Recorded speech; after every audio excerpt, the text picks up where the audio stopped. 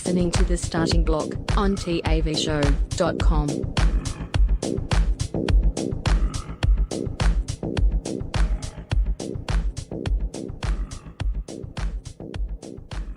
The following program is recommended for mature individuals and may contain material unsuitable for morons, cretins, and dishwipes.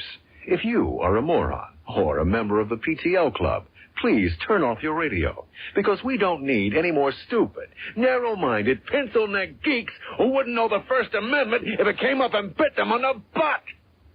Thank you. Okie dokie, roll 'em!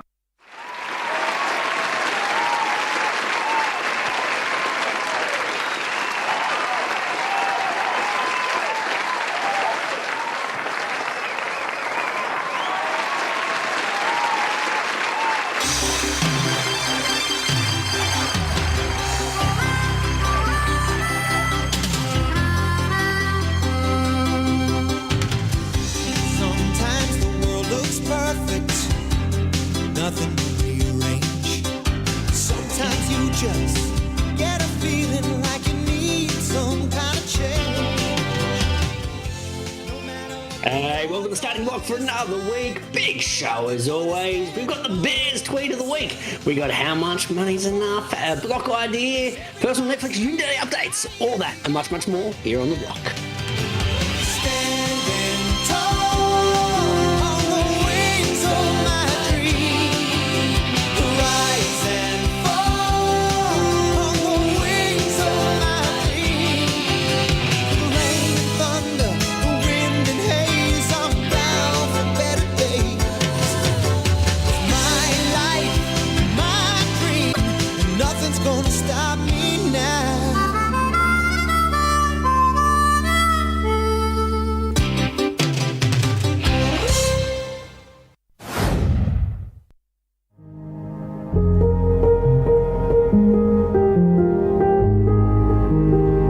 It's Greeno here from the Starting Block. On behalf of the block, we just wanted to let you all know that we're all in this together. Well, except if you have coronavirus, then stay the fuck away. But in every other situation, we're in it together. To all of you on the front lines, those of you turning a footstool, a wok and a pitchfork into a home gym, those of you who have given your housemates a mental breakdown because you decided lockdown was a great time to learn the keyboard and the only thing you can play after 8 weeks is chopsticks over and over and over again. And those of you who are homeschooling and are now understanding the question you used to harass your maths teacher with of, when the fuck are we ever going to need to know this in the real world, is coming back to bite you on the ass. Just remember, like a 1990s Australian sitcom, we're all in this together. The days may be long, but in times like this, you can rest assured we will be here to waste an hour of your week, Friday nights Australian time, at dlive.tv/the starting block. So take care, social distance, whack on a mask, and subscribe to our show on iTunes. It may not cure coronavirus, but it sure will help us with our rankings. And isn't that really the most important thing right now?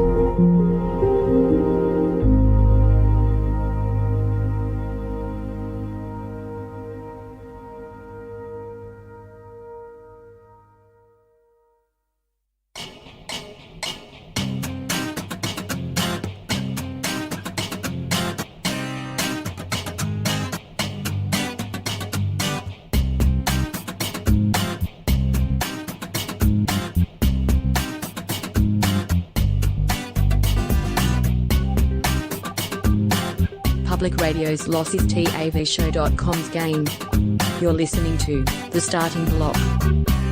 Hey, welcome to the Starting Block for another week. You pick up myself, Greeno, and I'm joined by a man who just spent an hour having us rifle through promoted tweets to find the stream for the show. My co-captain Dave, how are we, sir? Very good, Greeno. Good evening to you, boys, girls, listeners, shit, blockheads, millions around the world. Greeno, straight off the bat tonight, I'm going to open up the show with one of these. You dick!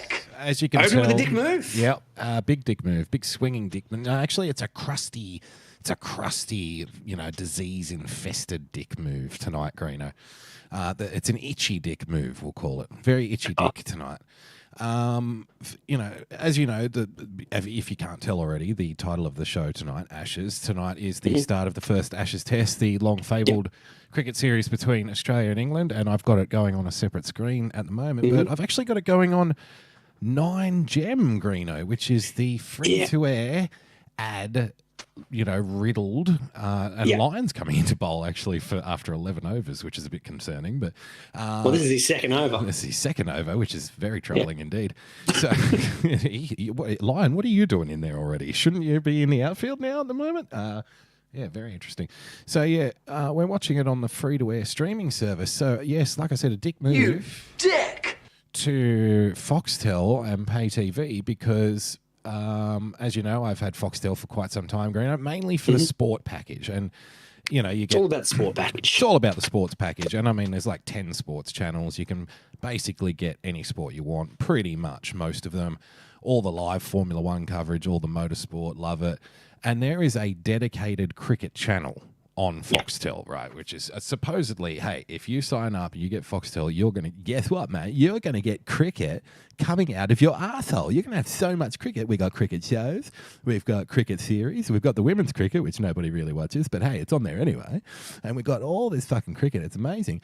So I, in my ignorance, during the week, I'm like, well, I don't have to worry. I'm going to be able to watch the Ashes because I've got Foxtel and I've got the fucking cricket channel. About 8 o'clock tonight, I go into my Foxtel streaming app and they're playing replays of the 2017 Ashes series, Green. Dick! And I think nothing's going to get you pumped up for something you can't watch on Foxtel. Well, showing something that happened 6 years ago. Yeah. And I'm thinking, hang on a minute. Hang on. What's all this then? Where is my live cricket coverage? And I, did some searching on the internet and I couldn't see anywhere where it was obviously stated that it's not on Foxtel. And I'm like, all right, what's going on? I go to good old Twitter and I find the Foxtel Help channel, Greeno, is the most active tweeter at the moment in regards to the Ashes. You know why? Because they're replying to every single person saying, where the fuck is the cricket coverage? What's going on? Currently trending on my one, KO. Which is the sports package of Foxtel. Yes, the streaming version of the sports package of Foxtel. And everyone's like, well, hang on a minute. Where is the cricket coverage? What's going on?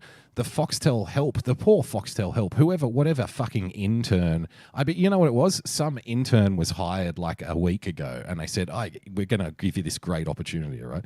You're going to run the social media account for Foxtel Help. And they said, great, this will be a great opportunity. And they thought, fuck, we've stitched this guy up here because you're going to now spend the next week putting out fucking fires on the internet because everyone is going to be up your ass saying, where the fuck is the cricket coverage? What the fuck is going on? So the Foxtel Help, Twitter account is now replying to everyone going, we don't have the rights to the 2023 Ashes. Nice, Gary! So, let me get this right. The Foxtel people got outbid by a channel that also got outbid by a different channel that owns every other right other than the Ashes coverage. Correct. That's correct. Well done. Yeah, well done. Nice, Gary. Nice, Gary!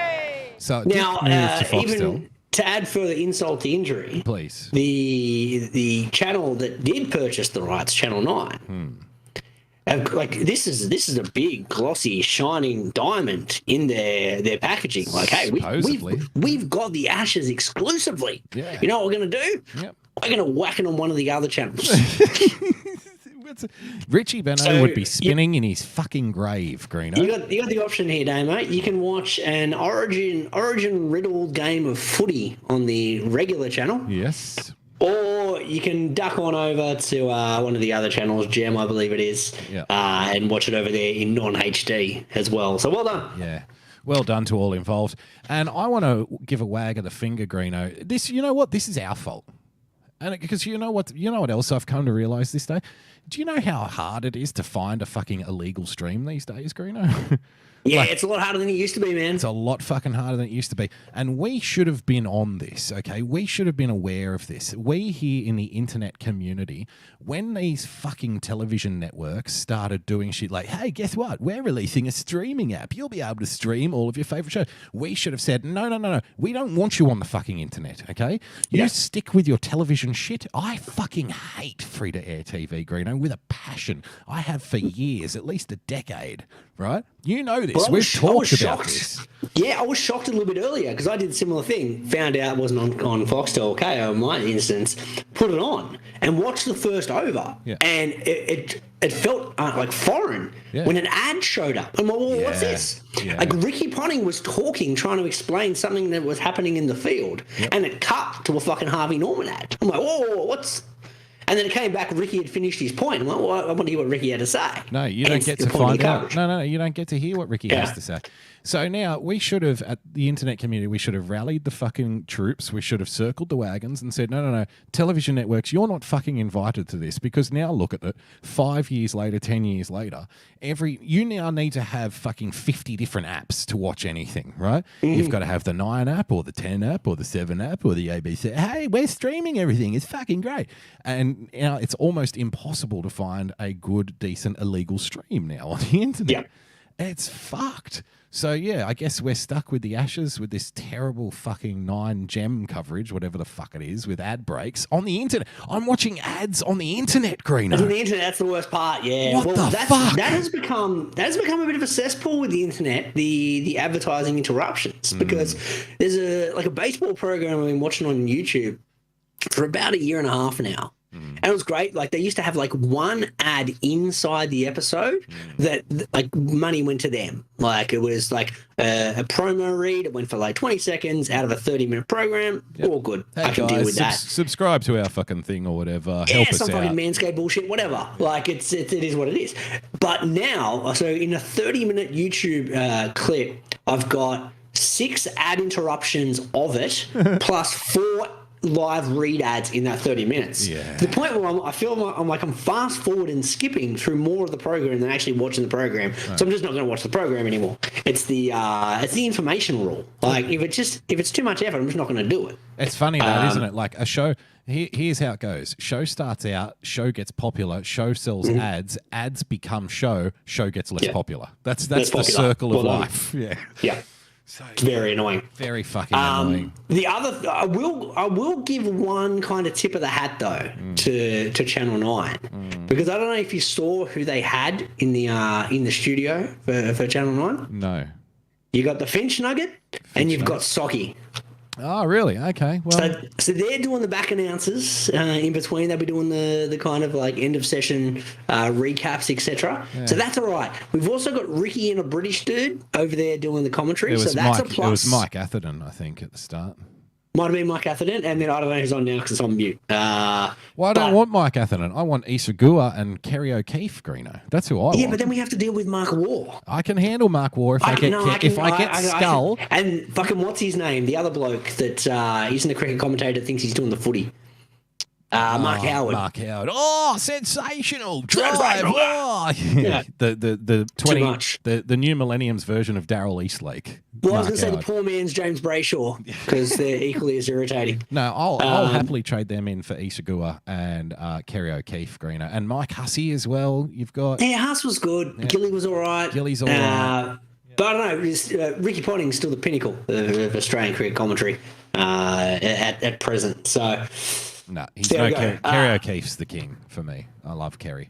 I love me some Kerry. Yeah. Yeah. But Ricky's up there. I just can't listen to him because he's normally on free to air. Yeah. Oh, look, I'm seeing an ad for the MG 24,690 drive away. Fuck off. Fuck off. I've already seen the Oporto ad 41 times today. Oh God. Yeah. I love Oporto. Yeah. Love me some Oporto. Love me. But it's making me not want to get some Oporto. And now I'm being depressed because someone's pouring milk into a catheter because they've got stomach cancer. This is depressing. I don't want this on my cricket. Yeah. I want to hear what Ricky Ponting's got to say about mid-off. Yeah. That's what I want. There we go. There's Socky and the Finch Nugget. Yeah. Anyway, what do you think of our chances? They've come out swinging the Poms, haven't they? Yeah, they're playing baseball. That's fine. This thing's a road, man. This is going to be a draw. They're going to put 550 up. We're going to put 550 up. And someone might do a crazy declaration on day 4. Yeah. And it's going to end in a very boring draw. I saw a crazy stat about that Ben Duckett, who's playing on his 12th Test match or something. Is that the dude that looks like he's got a midget head? Yes. Well, he is very small. Yeah. Like he's very small, but 10 he's got midget size. features. Yeah. He's tiny, yeah, like a big head though, like a pumpkin head with a Yeah, that's small what I mean. face. Like the head is disproportionate to the body, a la midgets. Yeah, he's kind of got like a Charlie Kirk face, where the face is much smaller than the frame of the face. Yeah. If that makes sense. So apparently he's faced like 2,000 and something deliveries in cricket. Michael Vaughan was saying he's left 8 deliveries. There you go. That's got to be some kind of fucking record, doesn't it? So That's right up there, yeah. he literally plays practically almost every single delivery he takes a swing at it. And That's what Finch was saying after the first when the wicket fell. Finch was like, "Oh, this Should've guy left just it. Yeah. he wants bat on ball constantly." Yeah, but and they all say that though. That much. They all say that though about the good batsmen, that they want to feel the bat on the ball, but they don't. No, I want a good they don't lever. hit 99.6.7 percent of all deliveries faced like he does. That's insane. I can't believe that he can get away with that. Well, how can he not leave it's any surprising. deliveries? And does all right. I think he averages 50 odd, so he's doing okay. Yeah. There we go. We've got Tubby Taylor and Kevin Peterson in the comp box. So Kevin's going to be a bit of a punish, but Tubby's good. It's good to have Tubby back. Yeah, it's been a while for Tubbs, hasn't it? Well, because he's been contracted to 9 and they haven't had cricket time. forever. Yeah. Does he still get a paycheck when they don't have any cricket on? Well, they do, because they bring him on in like those Widewater sports programs that no one watches anymore. To talk and about like cricket. does a little chit chatty bit about this is what's happening in the cricket world. So he's on the payroll, which is fine. Yeah, okay. It's just like turn the lights out when you're done there, Tubby. Yeah. He's still around. Yeah. So there you go. There's my fucking first round of the day anyway. The Ashes is already ruined before it fucking started for me. Before it's already started. There we go. Yeah. I'll tell you what's not going to be a ratings disaster today, man. It's going to be the Ashes, because that's always going to rate its tits off. But stumbled across this last week, and we were off last week because you had the daycare plague, and I was like, we've got to keep it in the rundown. Yeah. Because we've been doing the Bears tweet of the week. We're trying to get Ian Maurice. So we're trying to get him up to 1,000 followers, and we knocked that off pretty quickly. He's got more than us now. Yeah, we've got huge pull. Yeah. Yeah, but then I saw this. I'm like, hang on. Like, the Bear's fucking starting to steal our shtick. Yeah. It turns out the Bear loves his fans, love the Thursday Night Footy segment. Yeah. Because he pumped out a bit of this. The segment we've been doing for the better part of a decade, Greeno, which a is decade where we talk about Thursday Night Footy ratings and the they're in crazy the toilet. malakas. Yeah. Yeah. How the sports governing body of rugby league keeps trying to tell keeps gaslighting everyone into saying fans love their Thursday night football. Yet when you check the ratings, they rate lower than the fucking antique trains show on SBS. What was that? What was that show called, Greta? The train. Great British Railways. Great British Railways. That's right. On the ABC. From a decade ago. That's a good pull, man. I'm impressed that I can remember that. Yeah. Like, we don't expect you to beat Gogglebox. We don't expect you to beat the Crazy Malakas, but you should at least be competing, Competing against, antique British Railways. Yeah.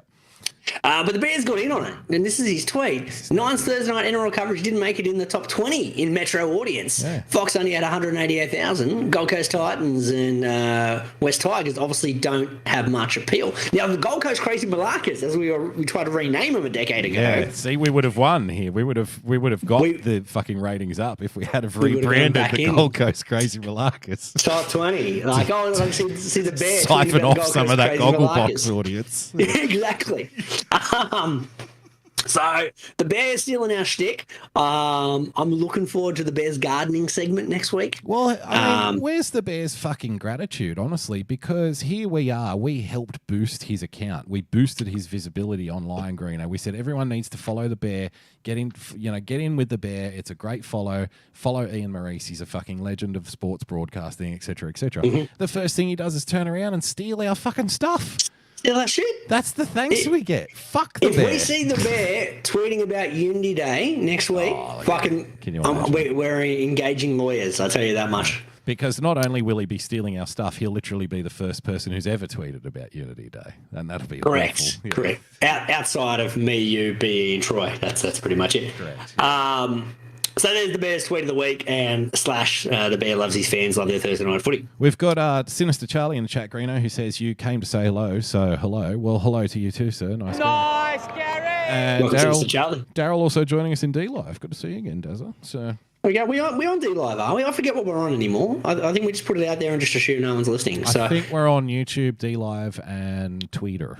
On the Twitter. There we go. On the fascist white supremacist platform, otherwise known as Twitter, Greeno. Well, the thing that's a promotional fucking wet dream at the moment, Twitter's ruined it at the moment. It's been broken for 2 days. I don't know if you've noticed. Promo tweets? Every third tweet is now a promo tweet. And normally it lasts for like an hour and you just don't go on Twitter for an hour and then it fixes itself. Yeah. It's been going for 2 days non-stop. Like I just block them every time they pop up. Hey, but my blocking finger has gotten sore. Yeah. That's the problem with blocking. There's way more content out there to block than you can physically block, so you'll never actually win. You'll never block them all. So why? It's the principle you can't of it. Try, you know. I feel like, I got to give an honest chance of just blocking every single person. I'm intrigued. If anyone is people obviously forking out money for these promoted tweets, right? I guess not always, though. I don't think. Aren't sometimes. I do. You reckon Elon's just going, I like this. Let's promote that one. I don't know.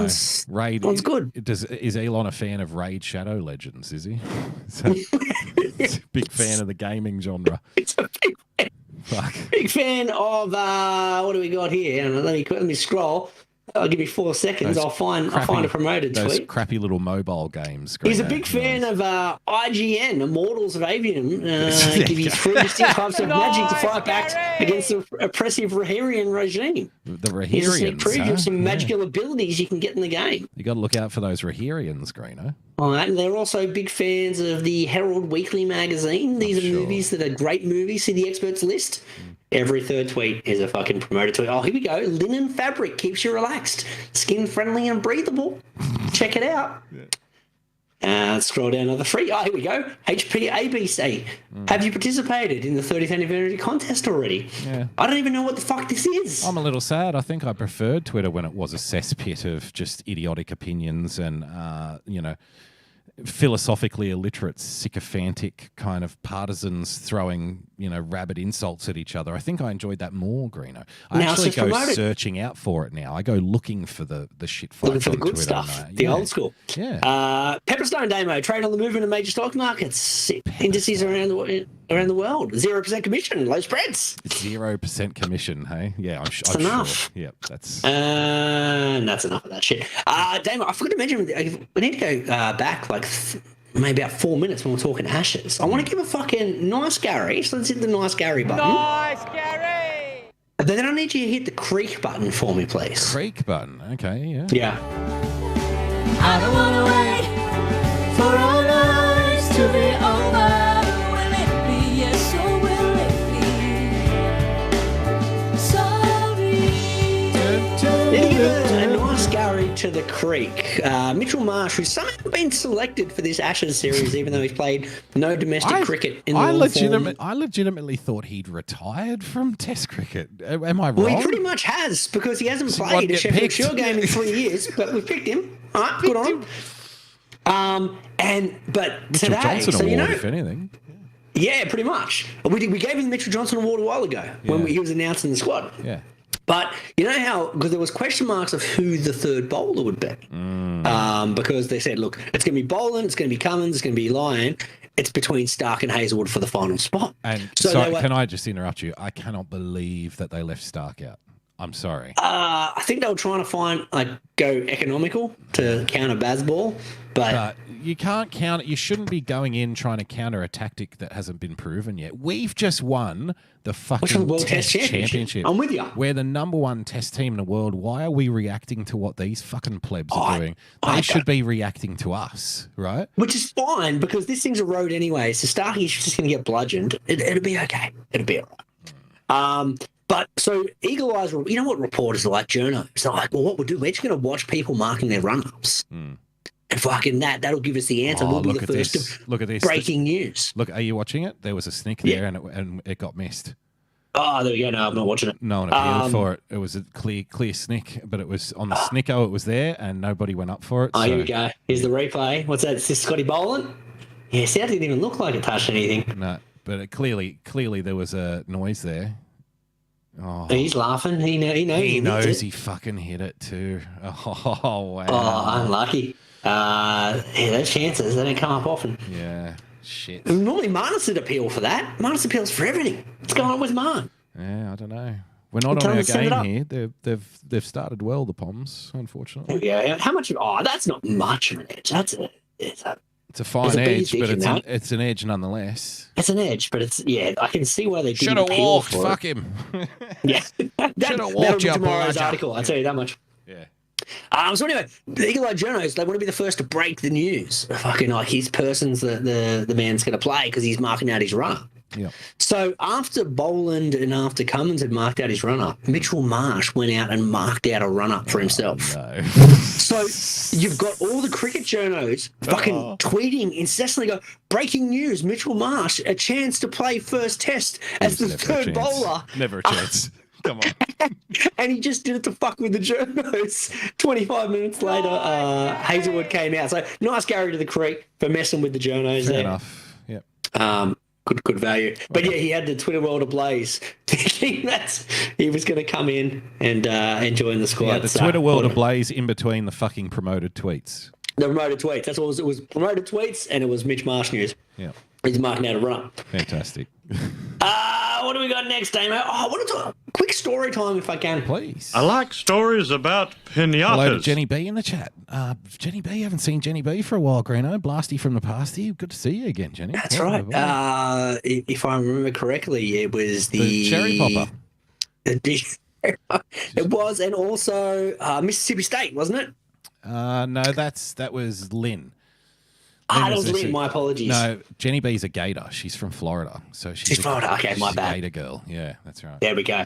I'm mixing up my former listeners there. Yeah, My no, apologies. Former number one in the power rankings is also Kimmy. She's also Mississippi State, so she's also a Bulldog, as is Lynn. But yeah, Jenny B's definitely a Gator, Greeno. And I Yeah, don't think, there we go. I think you can be shot legally in Florida if you make that mistake. Apparently, Really? There so we go. I've been told. Yes. No, Gotta be very Second Amendment, whatever.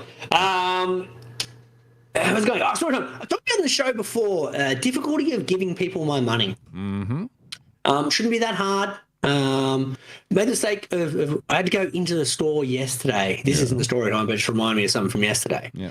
And Sorry, Greeno, I just want to point out we've also got Kitty B in the chat. So we've got Jenny B and Kitty B.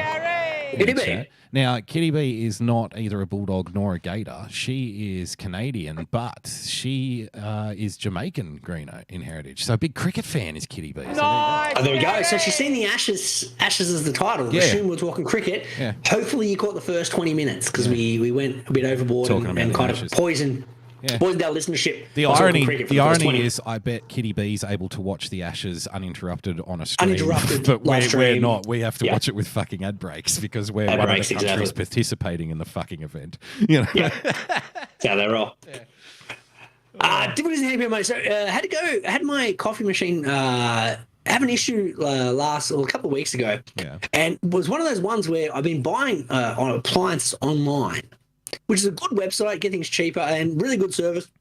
But I've never had to do a refund because everything normally works. Are they the one with the really catchy jingle? Is that them? Appliances? No, online? no. No? No, I don't. I've never seen an ad for them. Someone just told me about them, and then I've gone through them for a whole bunch of stuff since, like fridges and washers and all that kind of shit, and been amazing service and really, really cheap. Yeah. So never had to return anything, but I was like, oh, what if this is in warranty because it was leaking? So I was like, I'll quickly message them and said, hey, this is leaking. They're like, can you send us a video because you've got like 5 days left in your warranty? And I'm like, well, they're going to dick me around here. Oh, They're going yeah. to wait till my warranty's over, Yeah. and then they're going to be like, oh, sorry, it's out of warranty now. But fucking tip of the hat, nice Gary. Yeah.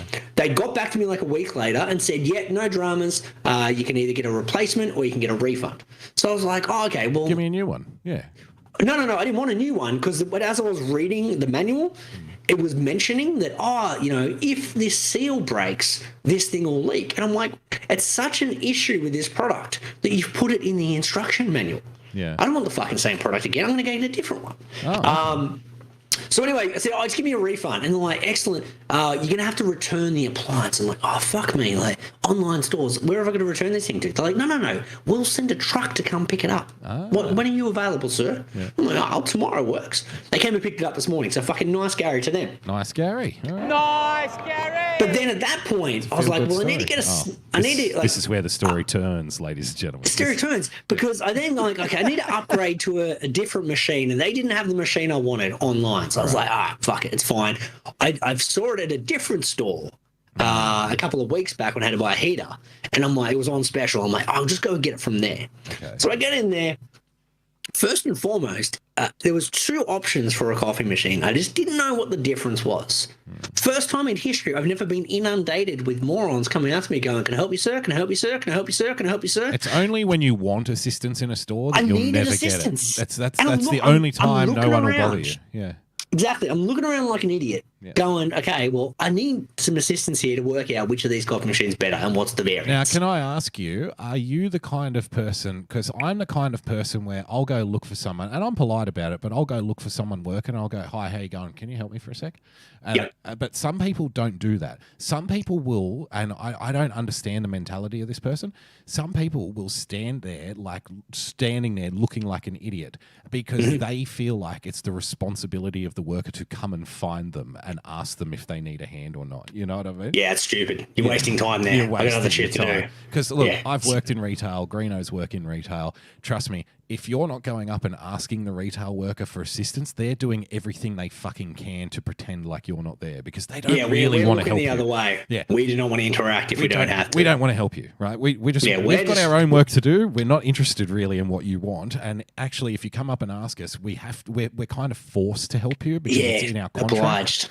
Yeah, but we really don't want to be even doing it then. And we'll probably be pissed off that we are helping you, even though we put a smile on. We're going to probably walk away if we can in advance. Yeah. I can see you making eye contact. Better start moving quick. That's when you throw your coworker under the bus and say, "Hey, mate, can you just go in and check that thing out in aisle 5 and see if you?" Yeah. And send them on over, and then they can deal with the query. That's right. There's the old lady, the angry old lady. I've been standing here for 15 minutes. And it's like, well, you realise we don't have constant surveillance on every customer here, right? You know, we didn't know you were here for 15 minutes. Yeah. I've been here for where's the bloody service these days? And you go, go to the counter, you'll be fine. So I went to the counter anyway, and I'm like, hey mate, you know anything about coffee machines? He's like, a little bit. And I'm like, excellent. Okay. Pod goes in here, milk comes out of there. What else is there? No, there's no pod, man. Like, this is a fucking proper coffee machine. Like you're barista going shit. Full barista. See, I don't know. You know. Well, that's the machine I had. I'm replacing the barista one anyway with a new barista one, but a better one. Yeah, okay. So I was like, he's like, yeah, I know a little bit, but Michael out the back, he knows a ton. I'm like, well, let's fucking get Michael. Go get Michael out here then. Let's get Michael. Chop, chop. What's he doing out there? What's he doing in the back? Let's fucking go. I've been standing in the coffee off 25 minutes. I've been standing. Where's the bloody service these days? So I'm like, yeah, man, get Michael down. So he calls Michael on the phone. He's like, yeah, Michael, I got to go and coffee. He got a few queries. So waiting. No, Michael. Then he over the loudspeaker. Michael, assistance in the coffee hole. And then he was out. Ironically, he was out having a hot chocolate. Having a coffee. Yeah.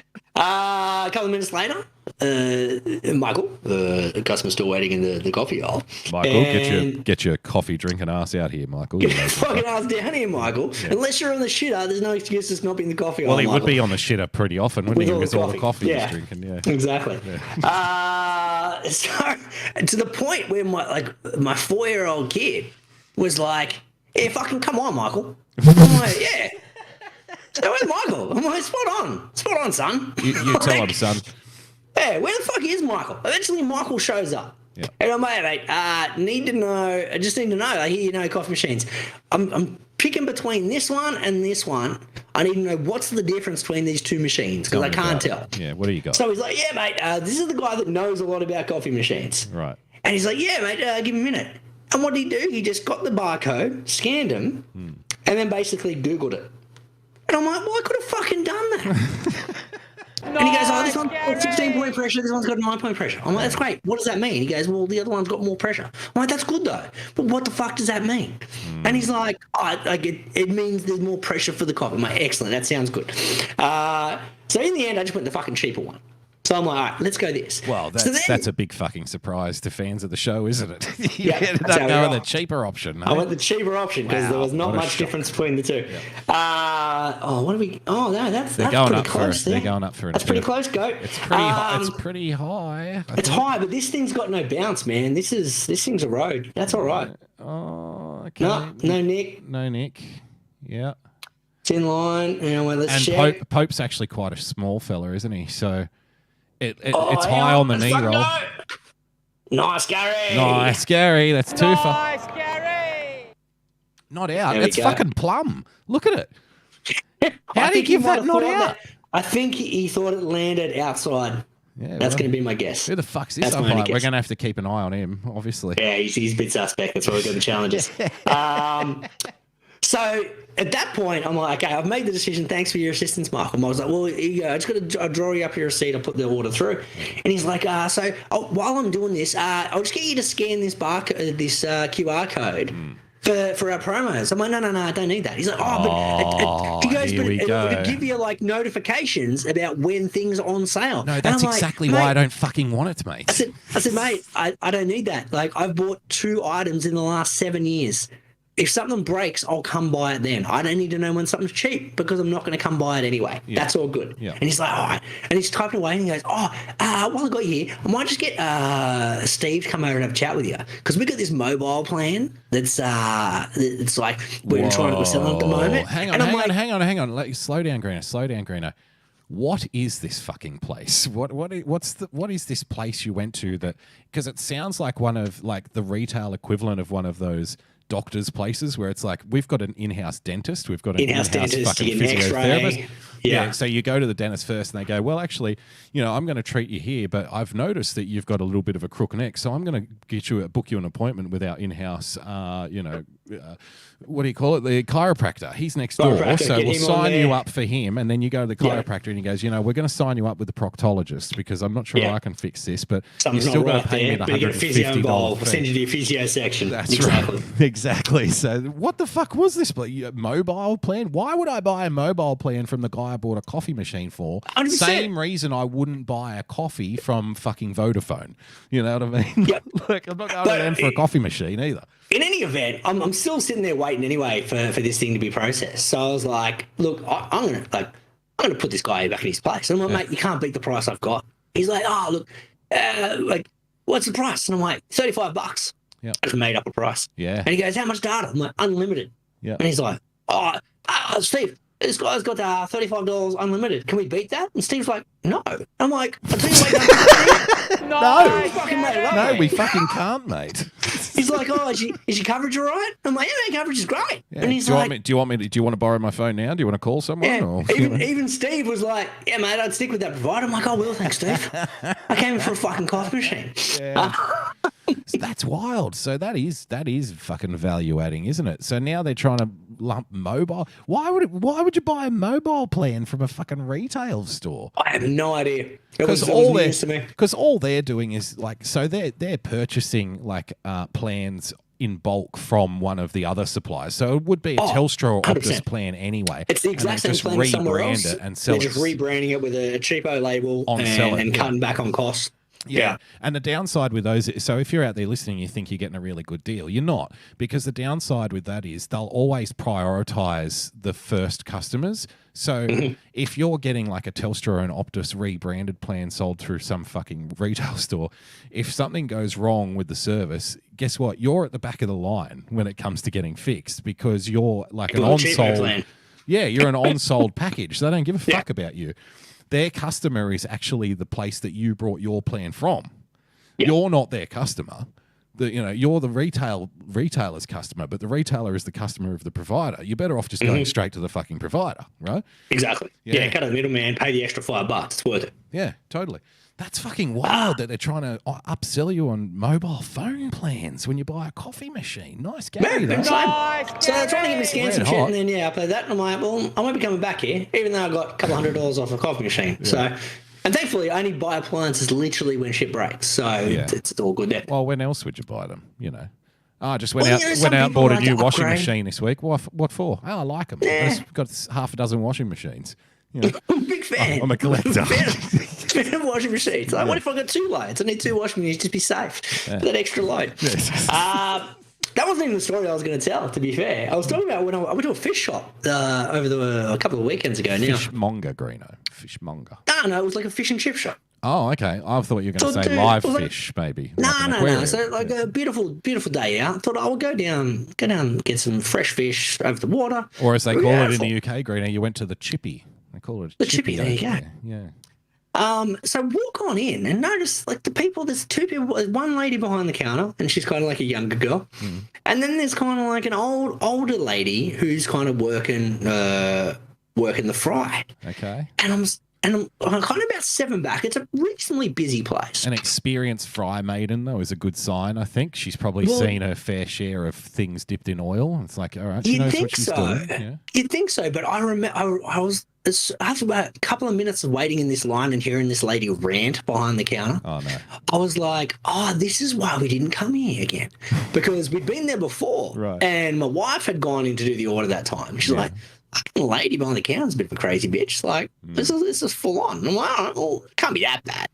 So anyway, I hear there's a guy in front of me, and he's like, I want, 2 battered fish. I want, 3 fish cocktails. I want 2 spring rolls. I want 2 seafood sticks. I want a medium chips or small chips. I want 6 calamari, and I want 4 squid. And I want the chicken salt on there, obviously. Chicken salt on half of them, chicken salt and regular salt on the other half, and vinegar on 1/4 of the chips. So they put the order down, and the lady takes the order. The guy goes outside, and the lady, the young girl at the front counter puts the ticket up, and behind the counter, I hear the lady go, "What the fuck is this shit? Nice, Gary! 6 spring rolls, 6 things. I don't want to fucking cook this. That's too much. Tell him to go somewhere else." What? What? Hang on. She's complaining about the size of the order and the fact she's got to like put 9 different things in the fryer at the same time. It's like, darling, clearly you work in a fish and chip shop, and who am I to tell you how to do your job? But generally in the food service industry, the golden rule, the rule of thumb is the more food people want to buy, the better off you are. The better off you're going to be, okay? Can you tell him to go somewhere else? I don't want to cook all this. So that made me laugh. Tell him to go somewhere else. Which goes back to that it's hard to give people money sometimes. Yeah, it really is. So then I'm 2 back in this line. And then so the girl has realised the lady, the cook, is struggling a little bit. So she's tried to do the right thing. She's left me waiting in a line to go on around the back to help with the back orders.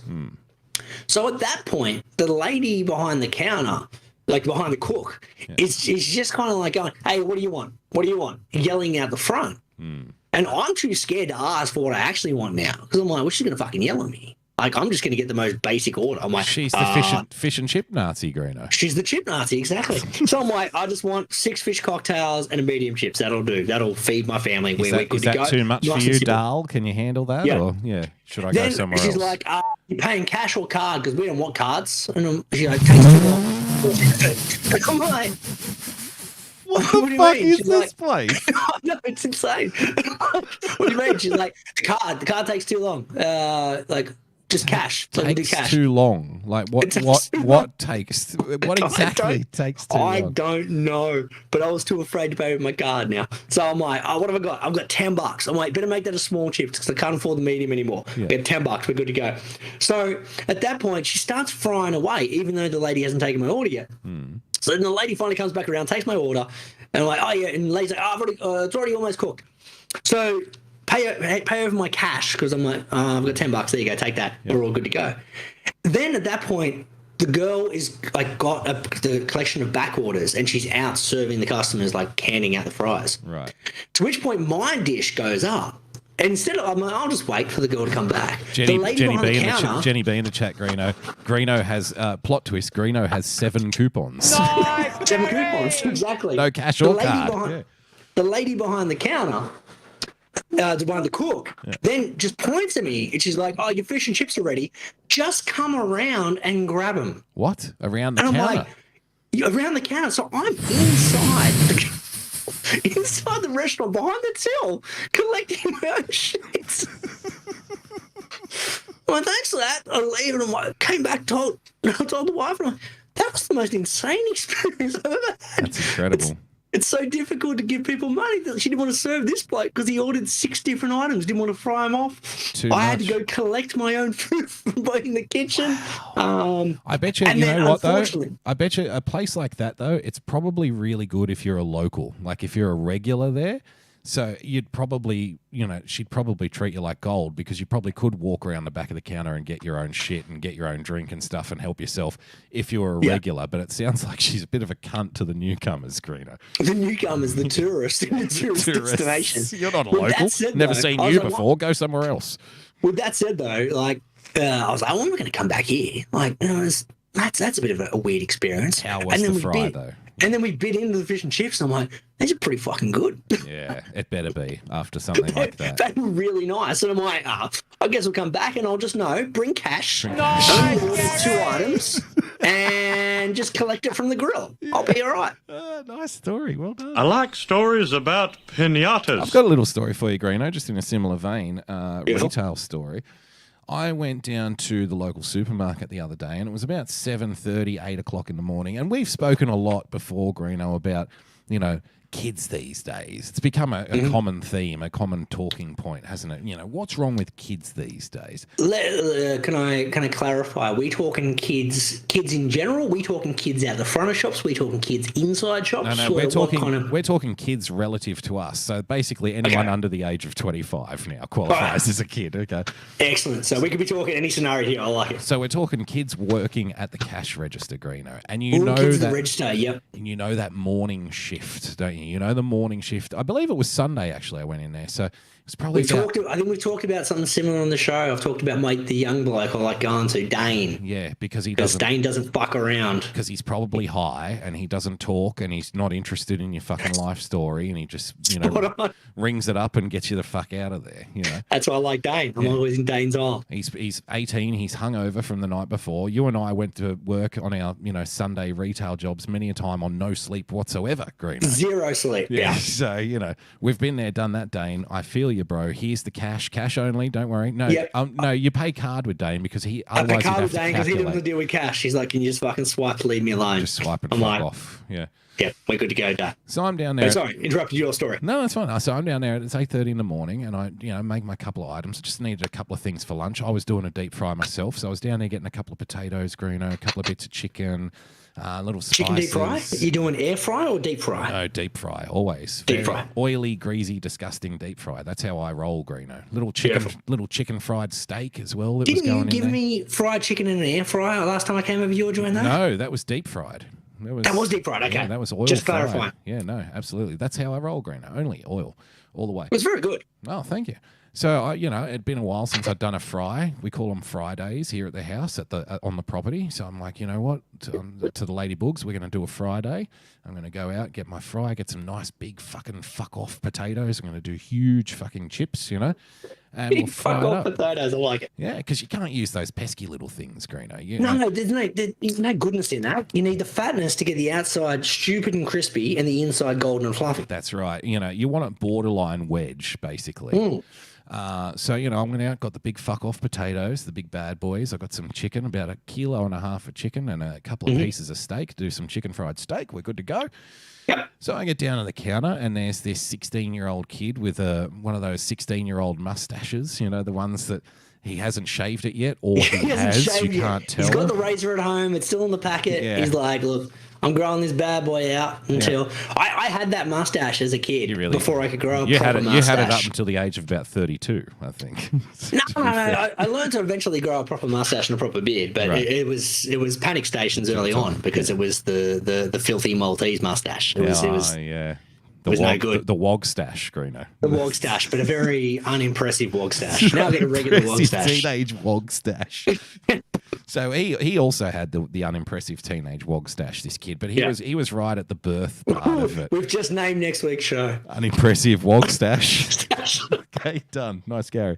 Nice, Gary! So he was nurturing his unimpressive wog stash, and he was showing it off proudly behind the counter at the local supermarket, Greeno. So I get down there, I've got my couple of items, and I'm expecting a Dane experience. I'm expecting it's 8:30 on a Sunday.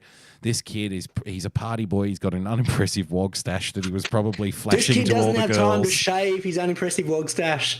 He doesn't have time for me and my chit chat. He wants to get business done. He was offering mustache rides at the fucking party last night to all the schoolgirls, Greeno. He's a party boy. We're going to be fine. So I get down there, and what throws me off instantly, and because we're just not used to it these days, I put my shit up on the thing so he can ring it up, and he looks me straight in the eye, and he's like, "Good morning, sir. How are you today?" Nice, Gary. Oh, that's too much energy at 8:30. Whoa! And I was.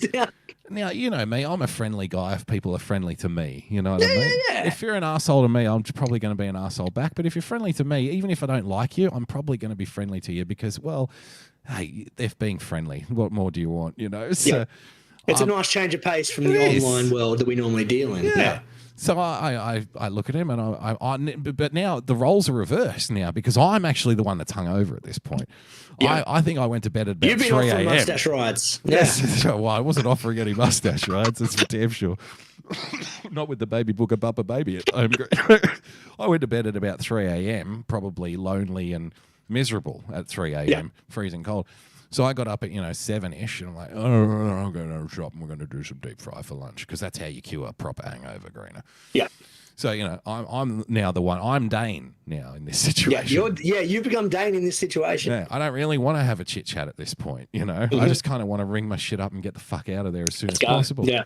And I look at him and I kind of I've got my sunglasses on. I'm the only one in the shop wearing sunglasses. You know what I mean? I'm like, yeah, all right, mate.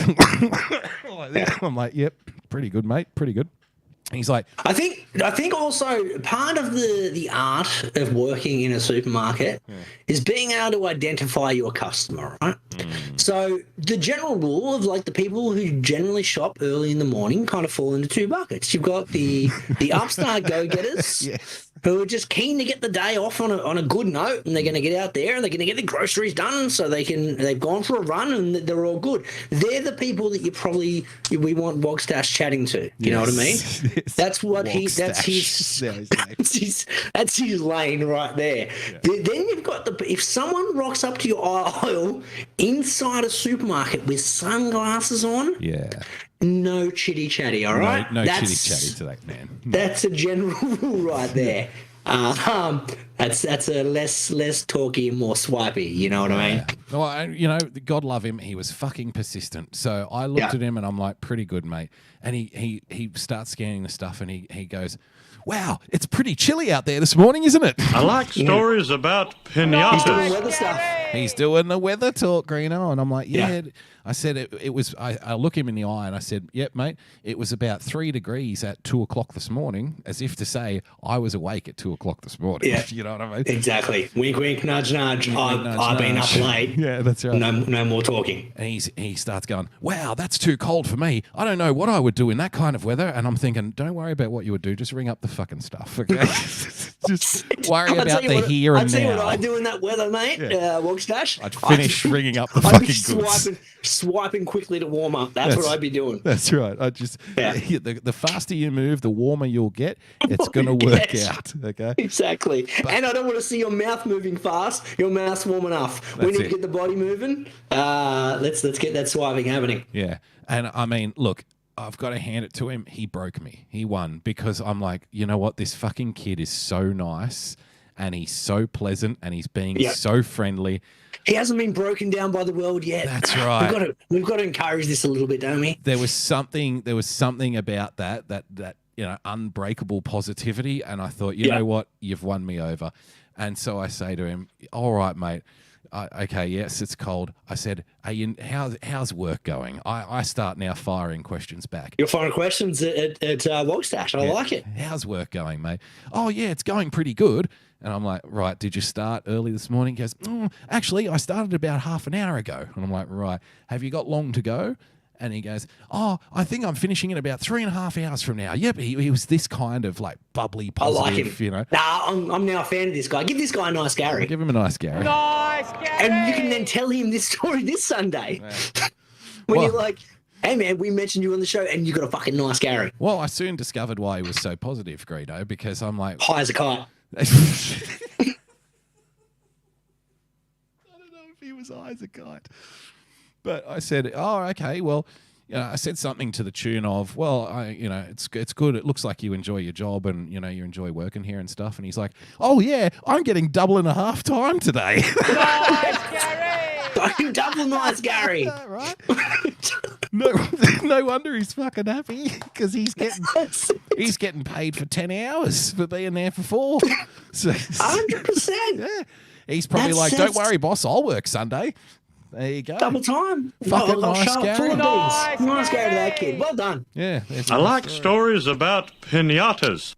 Fantastic. You talk about fry, man. That reminds me on the weekend. So I actually did a bit of a fry up myself over last weekend. Oh, yeah. Had I've been meaning to do. I've told you about these before. Cheeseburger spring rolls, right? That's right. Yes. These are from a fancy fucking restaurant. Recap it though for our new audience members, Greeno. Recap. What is a cheeseburger? I think you're going to have to explain what a fucking spring roll is. I don't think they have them in the States. The spring roll. No, I haven't. So think of it's like a crepe kind of thing, I guess. A rolled sort of. crepe. It's kind of like kind of like a wrapped pastry sort of thing. A really thin pastry that's normally wrapped around veg and noodles and whatnot. You know what I'm going to do? I'm going to Google. I'm going to put in YouTube. What is a spring roll? What is a spring roll? See what comes. But this is a spring roll. So normally a spring roll is like Asian ingredients. Yeah, mince, like pork mince, noodles, soy sauce, oyster sauce, carrot. Hi, it's Andrew. What else goes in that We're thing? going to talk about Coriander. rice paper rolls. In fact, That's rice paper roll. That's different. No, that's not what I made. No, we don't want one of them. No. We need a spring roll. Yeah, we need a spring roll. We want the deep fried goodness, Greeno. Yeah, deep fried spring. I just saw the old Asian lady and I thought, well, this is the one. Racist.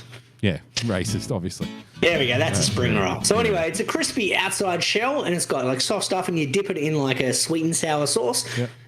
Generally very delicious. Right. As we like to do in Australia, we take a nice, humble, beautiful cuisine from overseas and we're going to fuck it up.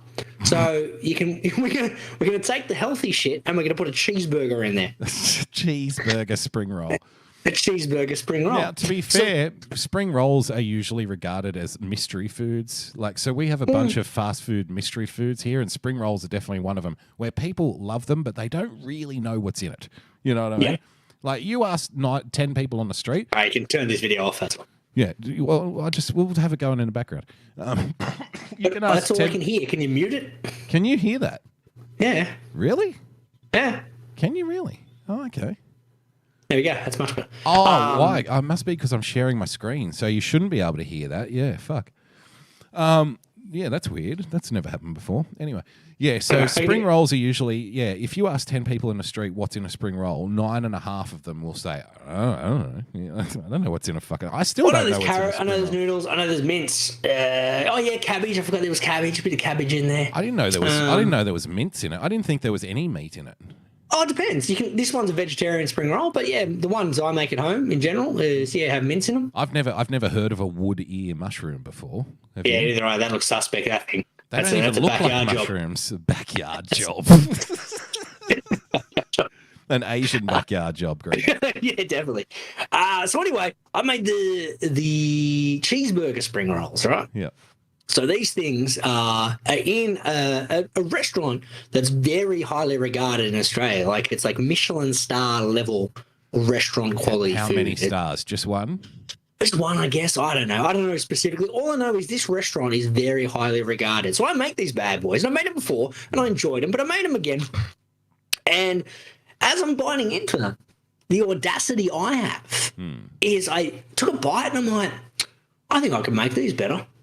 And I was like, what do you mean? And I'm like, well, personally, I'm not a fan of the cheese they've used in this recipe. No. If we replace this with like a red Leicestershire, I feel like it'd have... So I went off on this tangent. So I was like, let me get this right. You feel that your interpretation of a recipe that's in a 5-star restaurant is going to be better than the 5-star chef? Yes, I do.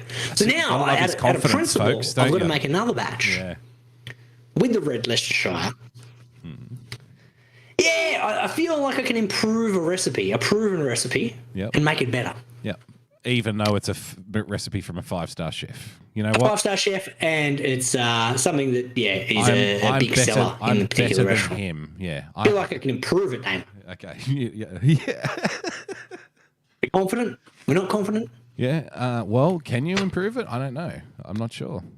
I feel like I can. I'm going to do them again. I guess in a couple of weeks. I guess I can't really answer that until I have the one from the restaurant. I need to give you 2. Yeah, next time you come over. Yeah, you know what you need? You need to blind test. So I'm going to blind test it. All right, nice, Gary. I like it. I'm going to give you 2 options. I go, which one do you prefer? Yep. And then you can go, I prefer the one with the red Leicestershire. And I'll go, fuck yes, that's right. Okay. Or you might end up enjoying hamburger cheese instead. Okay. So we'll see how we go. This just gives me an opportunity, Greeno, because we're talking about roles. I have to take this opportunity because it gives me a chance to play one of my favourite commercials of all time. This is something I have no idea what is in a Chico roll. Okay. Like you're talking about spring rolls? Yes. I know there's some corn in there. Yeah. Well, And so that is about it. I can tell you our North American friends in the chat, Greeno, they actually know what spring rolls are. They love them. So Jenny B from Florida's like, I want a spring rolls for breakfast now. Okay, so spring rolls are one thing. So growing up in Australia, especially in the western suburbs of Sydney, where you had wog shops abound, there were 2 types of people. You either were a spring Unimpressive roll. mustaches abound, mate. You were either a spring roll person or you were a Chico roll person. Now, you guys know what a spring roll is. It was option 3 as well. Yeah. You were a battered sav guy. Battered sav. Yeah, see, I put battered sav in a different category for me. Really? No, I always put that in the Chico column. Because I think it's roll versus roll. I think it's spring roll versus Chico roll. Battered sav. But there wasn't a spring roll at the workshop.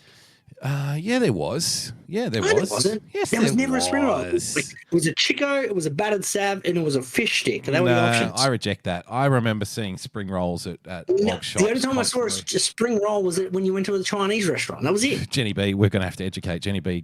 Wait, what's a wog? Nice, Gary! Generally considered to someone Nick of Giannopoulos films. She'll love Nick it. Giannopoulos. Google Nick Giannopoulos, okay? Then you'll see what a wog is, all right? Generally someone of Mediterranean extraction, generally speaking. Yeah. The general discussion, in the schoolyard growing up was Chico roll versus spring roll. Now, you guys have heard of spring rolls, but have you heard of a Chico roll? Now, if you haven't, this just gives me a chance to play one of my favourite commercials of all time. Ladies and gentlemen, I want to introduce you to the Chico roll. And then we might go to a quick break. Here's the Chico roll. There's a word in Aussie lingo for a really tasty thingo when you're driving in the Arvo, in your Falcon or Monaro. It's every Aussie's motto at the local fish and chippo. When you've given work the flicko, you roll home with a Chico.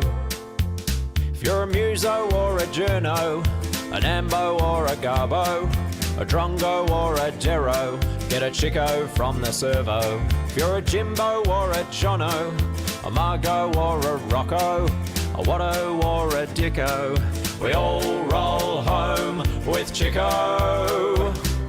Roll, roll, roll, roll home with a Chico. Roll, roll, roll, roll home with a Chico. We say g'day to start a convo. We say mozzie, not mosquito. On the way home we say yummo, with a Chico in our tummo. If a cafe makes you aggro, when they charge too much for avo, there's no need for a biffo, just roll home with a Chico. If you need to pay your rego, or your missus is a veggo, if you're heading home from bingo, or your pet dog is a dingo, if you're visiting the Rellos, or you're cruising with the fellows, if last night you got blotto, then won $3 in Oz Lotto. Roll, roll, roll, roll home with a Chico. Roll, roll, roll, roll home with a Chico. Is it made of carrot or potato? Is it chicken or beef? We dunno. It's the vibe, it's Marbo, it's essential driving cargo. In your car or in your pano, get on your bike and pull a mono. You'll get home in a jiffo when you roll home with a Chico. Roll, roll, roll, roll home with a Chico. Roll, roll, roll. Roll home with the Chico. Roll, roll, roll. Roll home with the Chico. Roll, roll, roll. Roll home with the Chico. Roll home with the Chico. Do you like your novelty comedy songs organic? Handmade with painstaking care, put into every note? Well, look no further than Irrational Times. Using only the finest instruments to create an experience that your ears will thank you for later, Irrational Times attempts to elevate the whimsy to a desirable level. New songs and sketches every week, so check it out.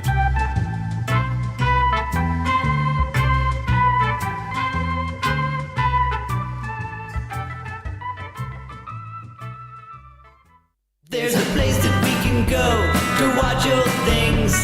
All the warm, fuzzy member berries it brings. It's a special little spot tucked away on D-Live. Enjoy the joy of Pessy. Campy old movies and old cartoons. We hope to see you over there very soon. It's our special little spot tucked away on D-Live. Enjoy the joy of Pessy.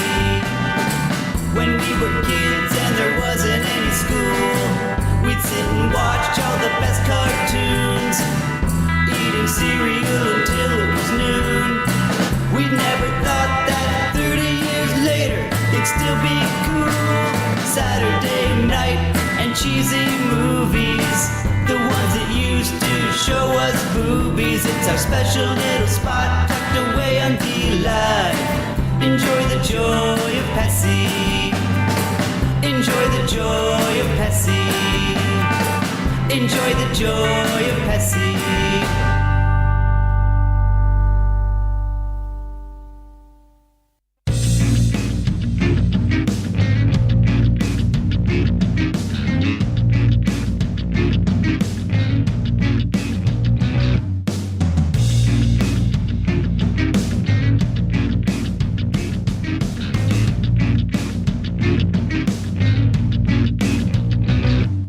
Now with less than 3% sport content. It's the starting block on TAVShow.com. Yes! Welcome back to the block, ladies and gentlemen, boys and girls. How good was that, Greeno? I love that song, the Chico Roll song. Cracking ad. For those who have listened to my podcast before, The Daily Boogie, you'll remember that I have mentioned like it's a very Australian thing to just shorten a word and put an O at the end of it.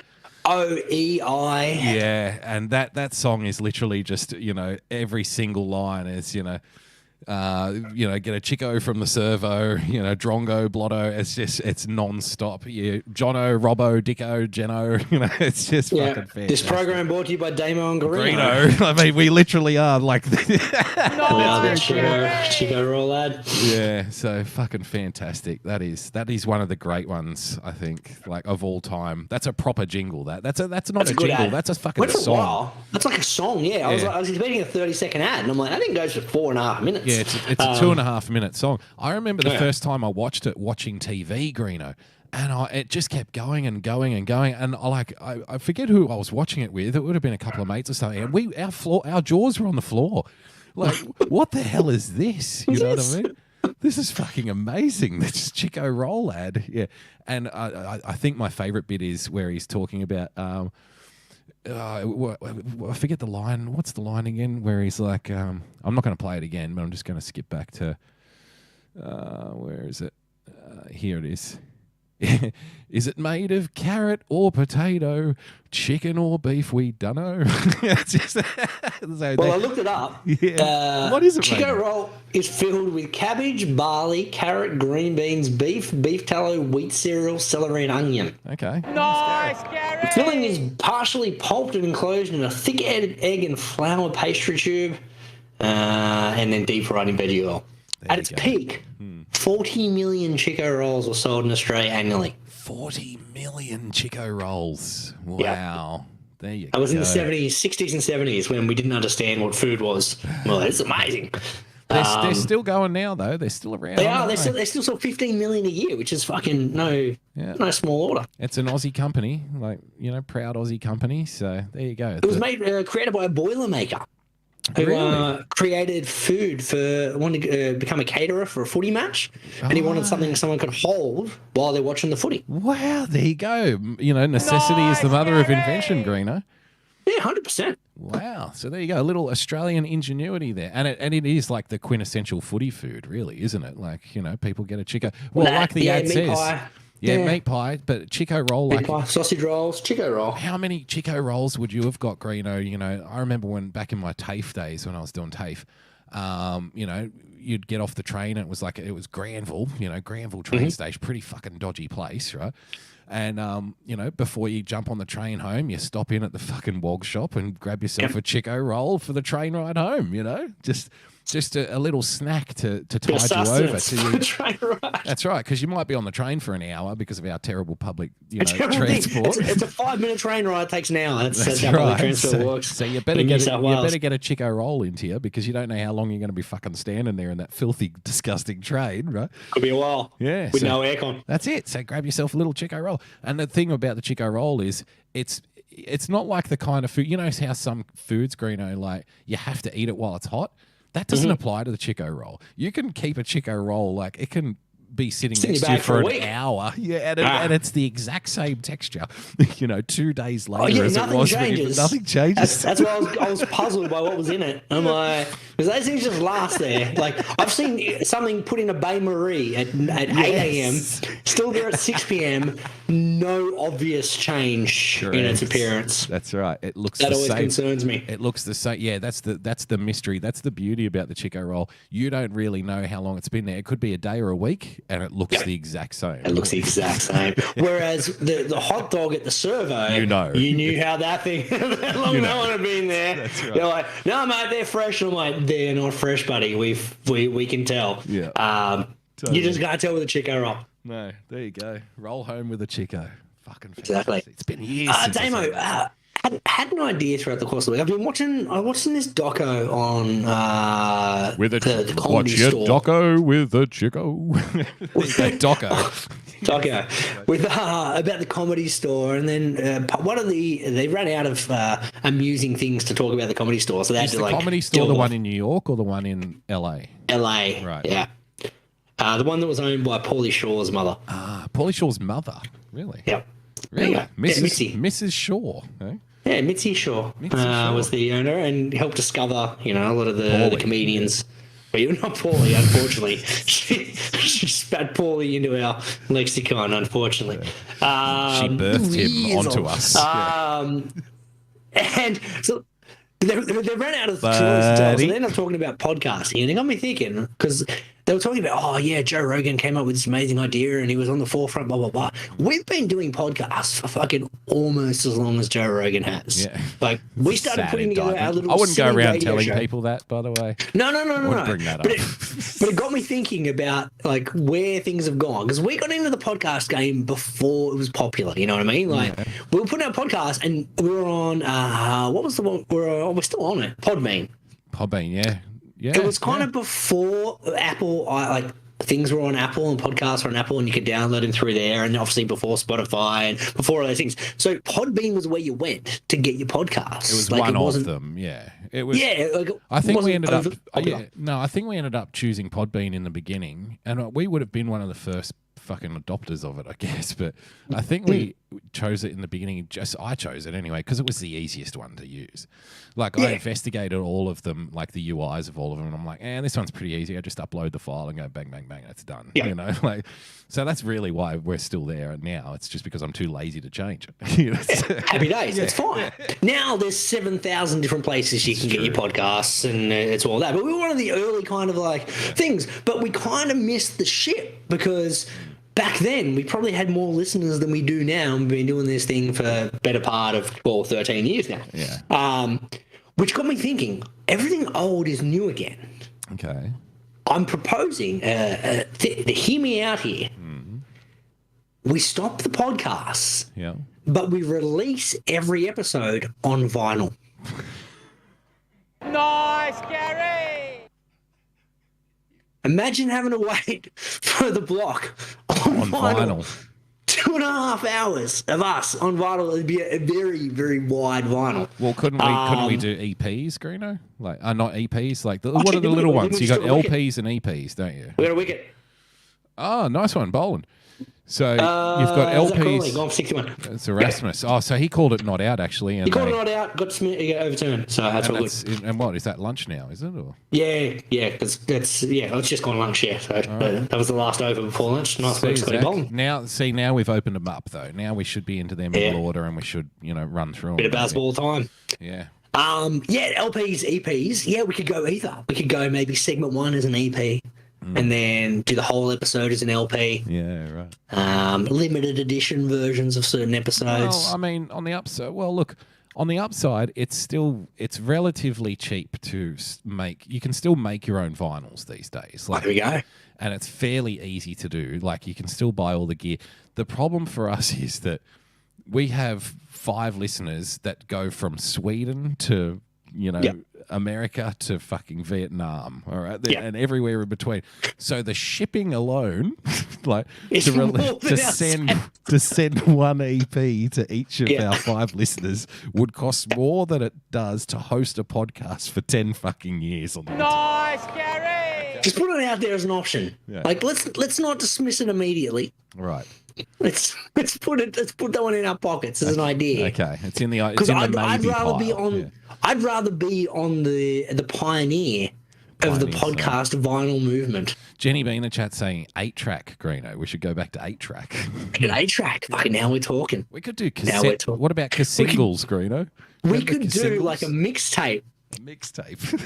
We could send out mixtapes of bits and pieces of the show. So would it have, the old tapes, the blank tapes that you would buy, and it had like the list on you had that cover that slipped inside the case, and it just had lines on it, and that's where you would write which songs were on the tape. Spot on. So it'd be like number 1, Dick Move, number 2, Unimpressive Wogstash, number 3, a block idea. I think I had 12th Man tapes at one point. Yeah, I did too. That's where I originally heard them. Billy Birmingham tapes. Yeah. And it was one of those few ones where I was like, I have the tape, the cassette tape, but I need to also buy the CD. Kitty B Green on the chat suggesting reel to reel. Now we're really getting into the ether. So reel to reel. What? Next step, let's fucking take it one step back. Let's do silent films. Silent podcast film versions of the block. So what would of it the just be text, would it? So then we may as well just release a book. We could do a book of the block. Yeah, now we're talking. The starting book. Yeah. See, the idea is evolving. But nonetheless, we need to be on the forefront of something new because the podcasting is done. It's dusted. Everyone's doing it now. Yeah, it's done. My kid's got a fucking podcast. It's fucking too much. Yeah. And it's actually, the kids' podcast is more popular than ours. So it really is. That thing had 12 listeners. Ours has got 7. Yeah. We're in trouble.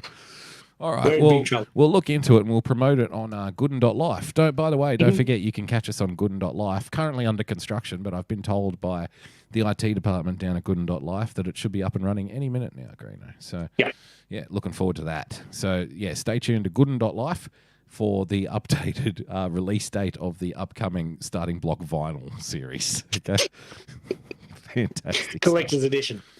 Yeah.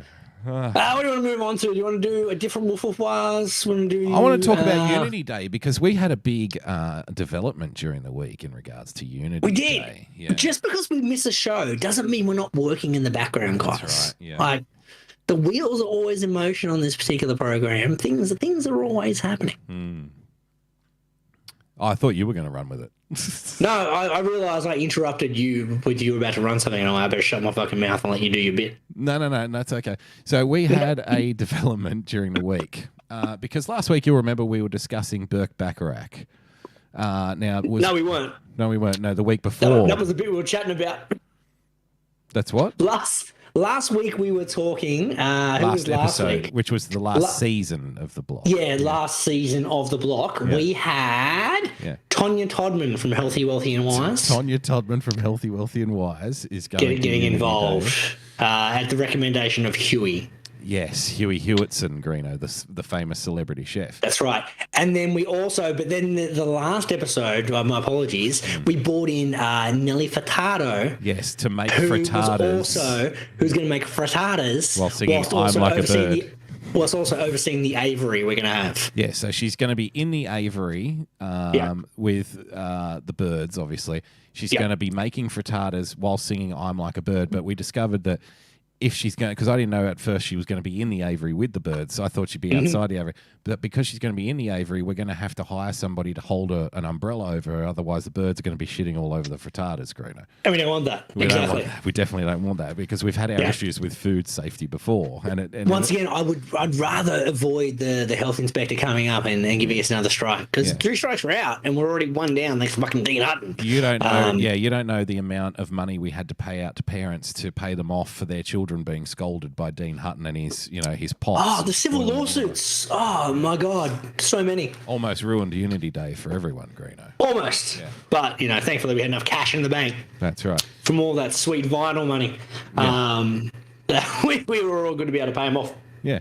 So, the idea was raised. Well, how did we get to Burt Bacharach again, Greeno? How did he come up in the first place? Well, because our boy BE was listening to the show and he's like, look, I've made a few calls. Yes. In his downtime. Away from doing the Earth reports. That's right. And he's like, once again, always work in the background. And he's like, look, I feel like we can get Burt Bacharach. Burt Bacharach.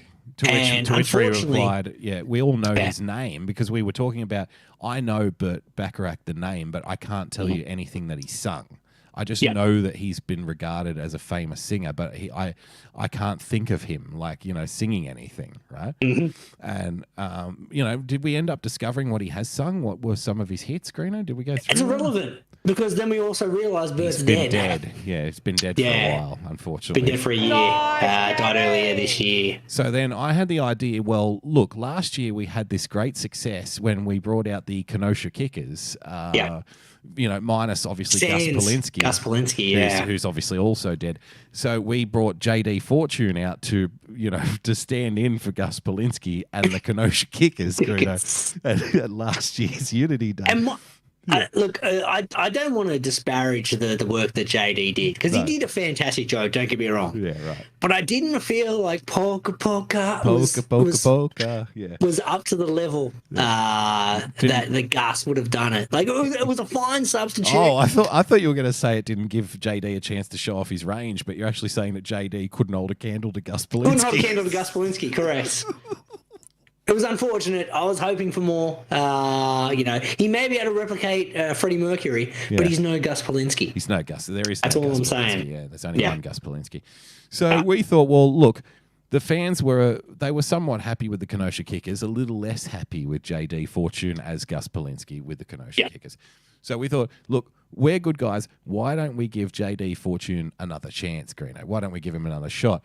So in place of Burt Bacharach, we're going to bring out JD Fortune to stand in for Burt Bacharach, singing some of Burt Bacharach's famous hits for Unity Day 2024, Greeno.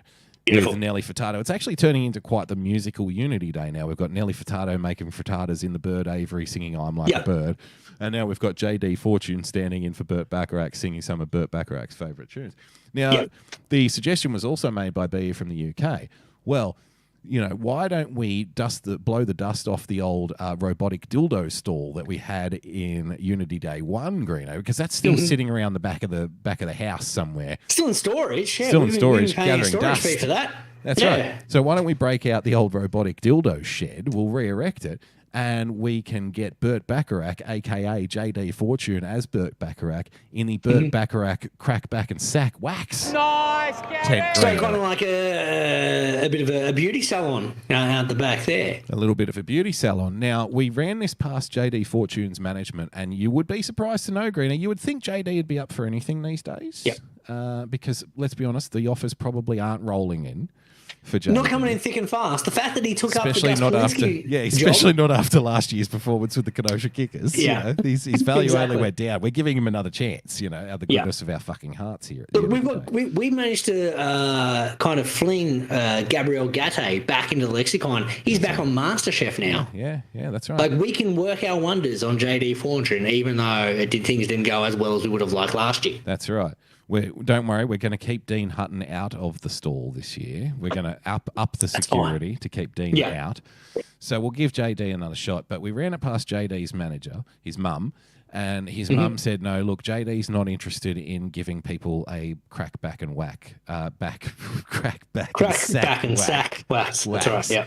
So I said, all right, well, we're going to have to think about this because we've already started to pull the old robotic dildo tent out of storage. So I'm not going to put it back in there. Now it's out. We need to use it, right? Yeah. Otherwise, it's just going to go to waste. So we ended up looking around. We had that old segment years ago, Greeno, Touch by a Touchy, which we would talk about the touch judge in rugby league. And a football player from that era, Greeno, you will remember, is the former Parramatta Eels fullback Luke Burt, Greeno. Remember him well, that's right, yes. Who was often a big player in the segment Touch by a Touchy because he would be involved in, many plays that would be involving a touchy back in those days. A touchy, yep. Whether it be sideline thing, whether it be goal line dropouts, could be six again, so who knows? Yeah, so luckily for us, Luke Burt, believe it or not, is actually free on the weekend. It's available. Yeah, so... Excellent. So we're going to bring in Luke Burt to fill in for JD Fortune, who's filling in for Burt Bacharach. Burt Bacharach, yeah. And we're going to call it the Burt Bacharach Luke Burke fullback crack and sack wax. Nice, Gary! Or the BBLBFBFB CSW for short. So for short, yeah, very good. There you go. So we're going to have the BBLBFBFB CSW tent, Greeno, which is the Luke Burt fullback crack back and sack wax. That's fucking tricky. Nice. What's Luke Bird's vocal range like? Is he going to be pumping out some tunes as well, or just going to be focusing on the waxing? Well, no. I think what we're going to do is, because we've put out a little bit of a poll with the attendees, like we do every year at Unity Day, we like to survey our attendees and ask them, what did you think? Were you happy about this? What can we improve? Now, most of them came back and said, if we see JD Fortune on stage again, we're going to boo mercilessly. Okay. So what we're going to do is Luke Burt, whilst he's giving the crack back and sack wax at the Burt Bacharach Luke Burke fullback crack and sack wax tent, while he's doing that, he's actually going to be miming whilst JD Fortune, who's standing in for Burt Bacharach, will be singing from the aviary next to Nelly Furtado because she actually needs an assistant in the kitchen to help with the frittatas, Greeno. Well, yeah, the frittata's not going to cook himself. We need someone controlling the oil temperature. And someone also, chopping the onions, grating the cheese, doing whatever you got to do. So he'll be assisting Nelly Furtado in the aviary making the frittatas whilst he'll be on mic remotely going to Luke Burt, who'll be doing the crack back and sack wax whilst miming Burt Bacharach tunes. Burt Bacharach tunes. Quality tits. There you go. So I think fantastic addition. This is shaping up. It really is. To be something. Every year when I think Unity Day may die on its ass, somehow just gets better and better, Greeno. We managed to pull together a lineup. Yeah. BE also had a little sneaky suggestion. This one's still in negotiations though, so we don't want to lock it in just blow yet. Our lid too early on this one, no. But he has been in negotiations with Alex Dimitriadis. Yes. Because the ladies are like, look, we need more lady stuff, and so hence the reason we got the Burt Bacharach Luke Burt fullback crack and sack wax. Yeah. Or the BBLB FBC SW for short. Yes. We've got that for them already. Yeah. And the aviary, like we're trying to be very lady forward this year. Yeah. With non-misogynistic, Greeno. Yeah, exactly. Like a bit less, because I feel like the Kenosha Kickers are very more male dominant. You know what I mean? Like, it's more for the boys. We did have the robotic dildo tent was very lady focused in year one. That was very lady friendly, but that was Unity Day 1. We're up to Unity Day 7. You know what I mean? Like, ladies, like, it's been 7 years since the robotic dildo. So we're going to get something else in for the ladies. Yeah. So Bees in negotiations with Alex Dimitriadis doing Pilates. If you're not familiar, ladies and gentlemen, Alex Dimitriadis starred in an Australian movie with Claudia Carvan back in the early 90s called The Heartbreak Kid. Which led to a TV program called Heartbreak High, which was also the star of. Yes. With, and that was about it for him, wasn't it, Alex Dimitriadis? Pretty much, yeah. I think he still gets the occasional guest spot in the. But he's still around in Australian TV. He'd now be in his 50s, though, I think, with the Heartbreak Still in his Kid. 50s, but still doing the same kind of quality work he was doing back then. Yeah, that's right. In the Heartbreak Kid with Claudia Carvan. So the Heartbreak Kid, Alex Dimitriadis, Pilates. Now, is that Doing going to some be? Pilates. Will that be in the BBL, FB, CSW tent, Greeno, or next to it, or will he be in the Avery with Nelly Furtado? Separate section. Separate section for the Pilates. Part of the OHS. They came in. Of course, yeah. Okay. And just check the surroundings. Yeah, we might have to repurpose Eden Gahar's Garden of Eden, Greeno, perhaps. We've got to find them an appropriate space, I think, for that. Exactly. Well, the OHS people have been on our ass since the Hutton incident, so that's true. Yeah, we got to be make sure we tick that box and keep everyone happy. And just to reiterate, to put everyone's mind at ease, yes, we can confirm we are definitely upping the security this year to make sure that Dean Hutton does not try to smuggle in 20-litre pots, Greeno, to do his own presentation of how to cook spuds again. So hot stove, exactly. No, that's right. No hot stove for Dean Hutton. Dean Hutton, again. I fucking love that stupid Unity Day segment. Unity, you know what? Like, I always get told by people that Unity Day is like the dumbest segment and they hate it and they fast forward it, and I'm always like, it's my favourite part. Like, it's my favourite part. I agree. It's the dumbest segment, but it's also my favourite segment because it's the dumbest segment. Rules, yeah. It's just exactly. Literally make it up, isn't it? Bit of AFL court dates, Damo. Little court dates, yeah. Where's my fucking court dates? It's up on my screen. There we go.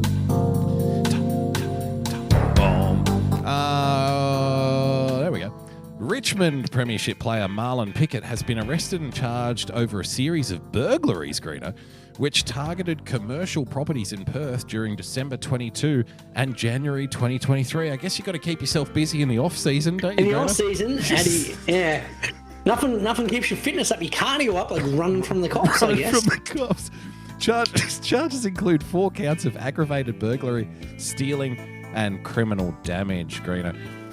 So, yeah, you'll remember Marlon Pickett was actually, I know this name very well because I'm a Giants supporter, and our one appearance in the grand final, which is kind of like our version of the Super Bowl, the one time that we went to the grand final / Super Bowl, we got absolutely fucking murdered by about 80 or 90 points. It was like the 3rd biggest defeat in grand final history for our team. Like quarter 3, I think we were messaging, and I'm like, bro, this is brutal. Yeah. And you're like, yeah. It was our only goal is to not lose by a record margin. So we were cheering on not losing by a record margin at that point. I think we ended up losing by like 89 points, which, like I said, I think was like the 3rd biggest losing margin of all time or something. But I remember Marlon Pickett very well because he actually made his debut in that game. Like that, in the GF. His first game ever in the league was in the Super Bowl or whatever, the equivalent, the grand final. And he did it as like a 28-year-old, I think. So, unfortunately for us on the losing side, it was one of those fucking feel-good stories, Feel-good story. Oh, God, he's a 28-year-old rookie and he's played his first game and the biggest game, and he had a great game as well. Like, he kicked a couple of goals. And he played well. Yeah, he played really well. I mean, it's not hard to play well on a team when the team wins by fucking 90 points, though. Let's be fair. Like, easy to look like a superstar at that particular point, really but still, well done. Yeah, well done to him. And now he's knocking off commercial properties in Perth. Well, allegedly. Allegedly, yeah, that's true. Allegedly. I think it's something like the Coppers have his phone pinged at a location or something. And interestingly, though, the team is like, no, he's going to play on the weekend. Which, to be fair, we're short. Yeah, well, no. To be fair, like I've always advocated that. Like I've always advocated innocent until proven guilty. Players shouldn't be banned just because they're accused of something. Definitely, if they're found guilty, I mean, obviously he'll be in jail, so he can't play. But until such time, maybe day release. day release to go out and play a game of footer, Greeno. That'll be his community service. So. That's community service. Yeah. Go out, play footy. I'm going to play a game, yeah. Because the kids, Greeno, they love it, Greeno. We've got to keep the kids on the straight and narrow for community Just service. on Thursday nights. Yeah, definitely not on Thursday nights. We want people to see it, don't we? You know, Yeah. no one will be watching if he does it on Thursday night. That doesn't count, mate. I'm How do sorry. we know Marlon's going to use community service if no one's watching the thing? Correct. Exactly.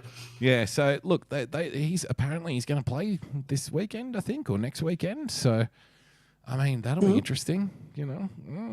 Well, got to remember, Damo, Premiership hero. Well, that's the funny thing, because I think the article I shared with you, or you shared with me, it said Premiership hero, Greeno. And it's like, well, some heroes don't wear capes, Greeno. Some of them wear balaclavas. Nice. Spot on. There we go. Fantastic stuff. So there you go. There's your Very AFL court dates for the week. I like it. What do we got now? Oh, a bit of A stat man, if we can. So now it's been a sad year for the A's. I must admit. They're about to lose their team in Oakland. Yep. End of an era, really. Yeah, they're on the. They were on a historic run of losing to be potentially the losingest team in history. How interesting that they've got records. Well, they've had records at both ends of the spectrum, haven't they? Like at different times, you know. Exactly. But this week, that somehow, when we had hundreds of dollars on the line, they fucking beat a team that was top of their division, even though they're the losingest team in history. And then I'm going on like a 7-game winning streak. There you go. So, stat man there. Back, well done baby. to the Oakland A's. They're coming back. I'm a scat man. The A's had a record of 12-50, a .194 winning percentage. And then they went on to win 7 straight games. That's the lowest win percentage by any team entering a 5-game win streak since the 1900s. Wow. And it was something like the San Diego Colonels. Teams that you haven't fucking ever heard of from the 1800s. Can we please bring the Colonels back? I want them back in the league. I remember sending it to the boys going, look, if we're going to lose hundreds of dollars on a last leg bet, at least it took something that hadn't happened since the 1800s to lose the bet on. So you can't be upset with that. When something like that happens, you've just got a slow clap, you know, like. I'm like, well, that's some history. We've just taken the Colonel's mantle from 1884. Yeah, it literally took like 120 years of history to be overturned for us to lose this bet. You know, so we didn't actually lose. The universe just decided to not let us win. We just watched some really random history, which was financially unfortunate. Correct. Good on him. It's been a little while since we've done a Shohei stat man, and just before we move on, though, can I ask you, like the whole A's thing moving? So, will they be the Las Vegas A's, or will they be something else? Or well, that's the interesting thing. It's up in the air. Will Billy Bean still be involved when they move to Las Vegas? Will they have more money to spend? Is interesting. It's still the same owner. Right. So that's what someone in the Las Vegas legislature asked during the week when they had to vote on this thing. Because they're probably like, we don't want losers here, you know. He's like, we're going to bring a winner to Vegas. And they go, hang on, you're the same owner that has not invested in your team in Oakland for 20 years. Yeah. What makes you think, like, why should we believe that you're going to bring a winner to Oakland? Yeah. You're just doing this because you want $380 million from us. Yeah. Go fuck yourself. And it's full of shit. Like, it's just owners being greedy. So what? It might not happen, or? No, it's happening because baseball owners are going to always put more money in another owner's pocket. They don't care about what happens. They're like, someone's going to get $380 million of taxpayers' money to move the team. Fuck it, we'll sign off on that. That's good. That's good business, you know. Because the way you said that, you'll vote for us to go to a different state or whatnot. Well, the way you said that, it was almost like Las Vegas don't want them. You know, half of them most of them don't. I think the unions have actually played a big part in this. Yeah. Because they're like, we're going to get so much construction money out of this, out of them moving. Yeah. Well, we want you to vote, and they hold a lot of power in obviously the people that vote on these particular things. So Las Vegas is a town that's run 50-50 between the mafia and the Jews, Greeno. So it's like it's a toss-up between them. I mean, Exactly. So I think there's been obviously it's a big political thing, and it's going to be sad because Oakland is going to lose yet another team. They lost their football team. Yes. Now they're going to lose their baseball team. They lost another team. So what was it? Basically the Golden State Warriors are no longer out of Oakland. They've moved basically more to San Francisco. So Oakland, they haven't used moved to have that 3 far teams. though, have they? From Oakland, the No, Warriors. like Golden State is still because But Golden State is a nice generic term for California, obviously, isn't it? So, exactly. Yeah. So they could really be anywhere. They could be in Orange County if they want. Doesn't matter. It's still They used California. to be in Oakland. Yeah, they're not. So, Yeah. you've got a feel for the Oakland fans. Now, they did this amazing thing. I don't know if you saw it. They did a reverse boycott. Did you see this? A reverse boycott? What the fuck is a reverse boycott? Well, because the owner There's no such thing as a reverse boycott is patronage. There is no such thing as a reverse boycott. No, it is, because basically what happened is the owner is being blaming the fans, going, the reason we need to move is because fans aren't showing up. Yeah. And fans are like, that's fucking bullshit. You're putting on a minor league product and you want us to fucking pay to come to this game? Yeah. We've got the worst team in the history of the game. You're not. Go I fuck bet us he's while they hand out money. I bet he's not lowering ticket prices either, is he? No, exactly. So what happened is they organised this reverse boycott to say, look, the problems with the A's is not the fans, it's the owner. Everyone show up on this particular date. Wow. And we'll in the 5th inning, we're going to be silent for one batter. And then for the second batter, we're going to all chant, sell the team, sell the team, sell the team. So they end up getting like 28,000 people to the stadium. Really? $800,000 worth of ticket sales in that particular game. That's incredible. The place was fucking raucous. And so they proved it's got nothing to do with the fans. The fans, So the fans are there. They paid the ticket money out of spite. Out of spite. To give the owner the finger to prove to him that he's wrong. So they spent the entire broadcast basically chanting, sell the team, sell the team. It was one big polite. It was so loud that the pitcher couldn't hear the signals because they've got a radio thing now, and the catcher's laughing his ass off. They're like, what the fuck is going on here? Because it went from dead silence to this amazing chant. It was really well done. That's incredible. Well done. Nice. Now, when you hear stories like that, or if you see something like that, then you have to think, well, Oakland should have a team because clearly they do have passionate fans. Clearly it is a baseball town, despite what the owner's been saying, Yeah. The fans obviously do love the team. They just fucking hate you, The owner's just a fucking tight ass and is more worried about his own pocket than he is the actual, what's going on in the field. It's so funny because even Moneyball is set in the 90s or whatever, and it was the same problem back then, wasn't it? It was the exact same fucking problem. The A's used to be kind of the big spending. They were in the 80s. In the 70s, 80s, Didn't and they have early 90s. Boggs play for them and stuff? No, not Boggs. They had Maguire, Canseco in the early 90s. They had this amazing team in the 70s that just won I think they won 3 straight off the top of my head. And they had all these things, but even then, their owner was a bit of a shyster, and he tried to sell off his team after they'd won.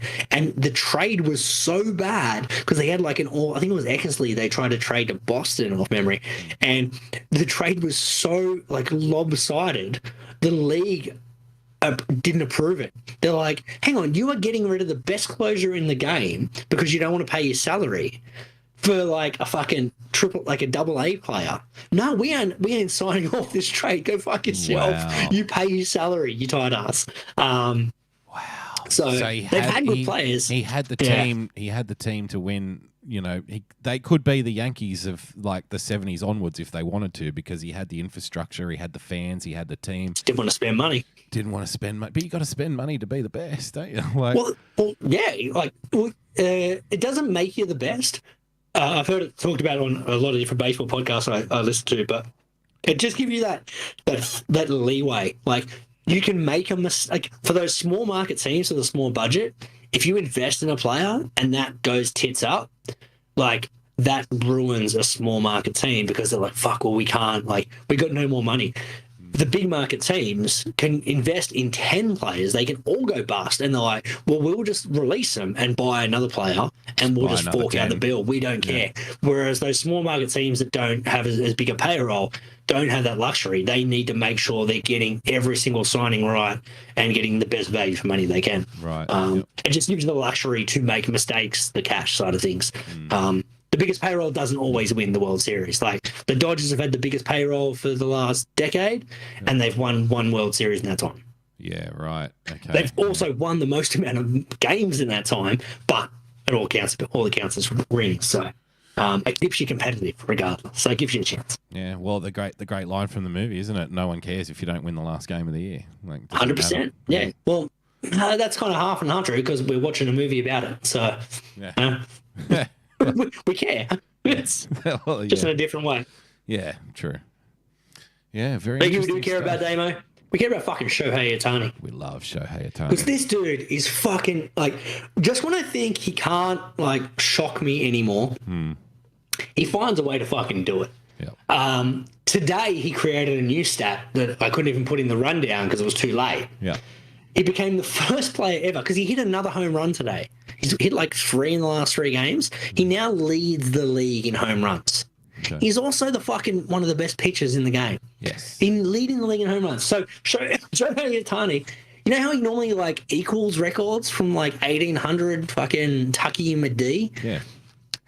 He created a new record today. He's the first player to have a share of the MLB lead in home runs and batting average allowed as a pitcher. So the batting average allowed, he's got the lowest in the entire game. He doesn't allow runs when he pitches. Sorry, I've never. Oh, okay, yeah. I thought because batting average allowed, I was thinking like I've never heard that term before. I'm not a huge baseball fan. So it's kind of like yes. He's I'm like, pitching, wait, is he not allowed to have a good batting average? I'm thinking No. is he restricted to like 150? That's it. That's all you can have. So when he pitches, what is the opponent's batting average when he's the Against one him. pitching? Yeah, it's the lowest in the MLB, and he also leads the league in home runs. That's never happened before. Wow. Let's have a quick look at the some Ohtani work here, Greeno, on this video, shall we? Let's enjoy it. Might cover it. It's this one well, left center field, pretty. Fuck, he's getting good at the strut too, isn't he? Like, did you see that? Look, I like it. The bat flip, the bat bravado. flip, Greeno. He's getting confident, isn't this he? This is very un-Japanese, right? They play the game in a very polite, respectful way. Yes. But he's been over in the US now for, 5-6 years? Yep. And he's starting to, like, go, hey, man, I'm kind of the shit. Like, he's still very respectful. Yep. But he gives himself a little bit of, like, hey, that's fucking pretty good. I'm going to watch this one a little bit. He should have a little strut. He should have a little strut, Greeno. Fuck yeah. He deserves it. He might cover it. Look at that. It's this one well, left see center ya. field. Oh, that's a flip. He literally said, see ya, I think, to the ball. Yeah. Like, it's like, yep, bye. You're done. Cover it. It's this one well, left center field, pretty deep. This one's going to go a long way. The game is tied. Shohei Ohtani covered it all right. It's his 19th home run. That was just a game-tying solo home run against the second-best team in the league. Oh, yeah, he's looking cocky. He's Americanized now, definitely. He's cocky now, Shohei. Well, he's not, but he's not overly cocky either, even though he's the best player in the game. Am I wrong, or is he just bigger as well now? Like his frame, he looks more muscular now. He's bigger around the shoulders. He looks bigger in the core as well. Yeah. Yeah, well, because once again, the Japanese game is more based on pace and agility, while the American's a bit more about strength. So I think, he's bulked up. Like, he's always a big guy. This guy's like 6'6", eh? Yeah. So he's a big dude. But he just looks bigger. He's a bit bulked more muscly, out. like, yeah. And he's probably playing, like we mentioned a couple of shows ago, he's probably playing like twice as much as he used to as well. And good players play better the more they play, you know? Yeah. So, yeah. Well, there's a balance because, that's the funny thing. This stat, how he's hit 3 home runs in 3 days. Yeah. It was my most popular tweet in like fucking a decade. Yeah. Because earlier in the week, they're like, what's going on with his pitching? Because his pitching's been a bit off. Yeah. And he kind of pointed out, he's like, hang on. This is the home run celebration. That's like a fucking, what do you call the it? Japanese samurai helmet. Yeah. Samurai helmet. So he pointed out to the team earlier this week, hey, look, I'm actually getting a bit fatigued. Like, I need a rest. Yeah. I kind of pitching wise, I'm not up to my usual standards because I'm getting tired.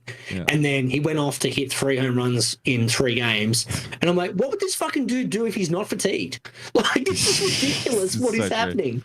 I just want to take one more look at that swing, Greeno, because that was just listen to the noise it makes coming off the bat. He might cover it. Fuck. See ya.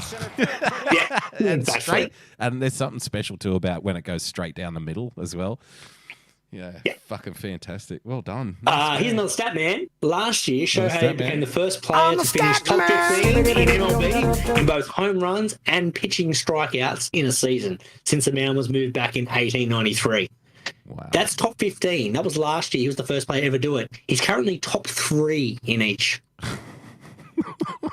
He's just a freak. It's fucking unreal. It is just unreal. We can't talk about this dude enough. Is there another one I've got here? Oh no, that's the batting average allowed thing I already talked about. So that's all good. NBA champions. Well done to the fucking Denver Nuggets, Damo. Yeah, who won their first ever NBA championship throughout the course of the week. Hey, they couldn't win it like in the when they had Clyde Drexler. He was Portland Trailblazers. That was Portland. Dikembe Mutombo. Yeah, they've never been a team that's really been challenging. Like I can't even remember them being in a final series. Were they? They weren't in a final series, but they always they'd be kind of in the playoffs. Last 8 kind of thing, like around about. Yeah, there was about. They had that period when we weren't really following basketball with Carmelo Anthony. Yeah, and they were kind of competitive at that particular point. Yeah. But now they've got the best player in the league who didn't win the MVP this year. And I think he took that a little bit personally. I remember, like in our DM group, I remember saying to you guys like fucking 6 months ago or something when the NBA season first started. Maybe it was a bit less than that. And I was like, because I just happened to tune into a game, and I was like, have you guys ever heard of this Nikola Jokic guy? Like, he's won the last 2 MVPs. Yeah, I haven't been paying attention though. But I'm like, have you ever heard of this fucking guy? He's ridiculous. Look at these stats. Like he was getting quadruple triples and shit. You know, it's like who the fuck is this guy? I'd never heard of him. Like the most skilled center in potentially he does it all. He literally in does the it all. history of the game. He is potentially the most skilled center ever. The most complete player maybe ever. Yeah, like Hakeem was very skilled. Yes. There may be better centers overall than Hakeem, when you in the overall context of the game. But when you're talking skilled centers, Hakeem's probably number 1. Yep. But this guy may overtake Hakeem as one of the the most skilled centers ever to play. No. Just unreal, his skill set. So he kind of got robbed of an MVP this year, right? Because the voters voted for him the last 2 years, and they're like, well, this is kind of bullshit. We keep on voting for this foreign dude. We can't keep voting for him. Fuck it. We're going to vote for the guy from Philly who didn't have as good a season as Nikola Jokic because he doesn't give us anything. He's boring, and fuck him. So what did he do? He just went on to have one of the greatest postseasons in history. Win the championship. And win the championship. He's the first player in NBA history to lead all players in points, rebounds, and assists in a single postseason. Michael Jordan didn't do it. LeBron James didn't do it. Hakeem didn't do it. Charles Barkley didn't do it. Will Chamberlain Larry Bird didn't do it. Larry Bird didn't do it. Magic Johnson didn't do it. Kareem Abdul-Jabbar didn't do it. None of them have done it. Magic Johnson didn't do it. None of them fucking did it. This guy. None of them did it. Nikola Jokic did. He had one of the greatest, all round. How's that then? So the best. I still think Jordan's the greatest player ever in history, right? Yes. But I always felt like LeBron as an all-round player could be a better player than Jordan. This guy's fucking better than LeBron. Kobe at his peak was pretty fucking unstoppable as well. Kobe's peak was a good scorer. Yeah, I remember him just back to back 50-point games all the time. Yeah, Kobe, he just scored points, which is Well, but he had Shaq as well, so he didn't have to do that helps, anything else. Yeah, cool. Well, I mean, it's easy to shoot with freedom if you know Shaq's under the rim. You know, it's just going to get down. He's going to get every board. He's going to get the board or put the board. Or dunk it. Yeah. Or dunk it back in. He'll be all right. Yeah, that's right. So, yeah, that's fair enough. But how's that then? So currently, in 2 of America's major sports, the 2 best players are actually not Americans. Shohei Ohtani and Nikola Jokic in basketball and baseball. So what we need to do is get like an Englishman to dominate in NFL. Yeah, can we and get a Russian to dominate in ice hockey. Can we check out Pat Mahomes' citizenship? Is he Canadian? Maybe. Maybe Mexican. Yeah, we'll just get him an honorary citizenship somewhere else. You know what I mean? Yeah, we'll see how we go. Because now that Brady's retired, like it's open slather now. Surely, realistically, Mahomes is the best player in the league. Yeah, let's be fair. He's ridiculous. Well, someone needs to break his legs then, Tonya Harding style.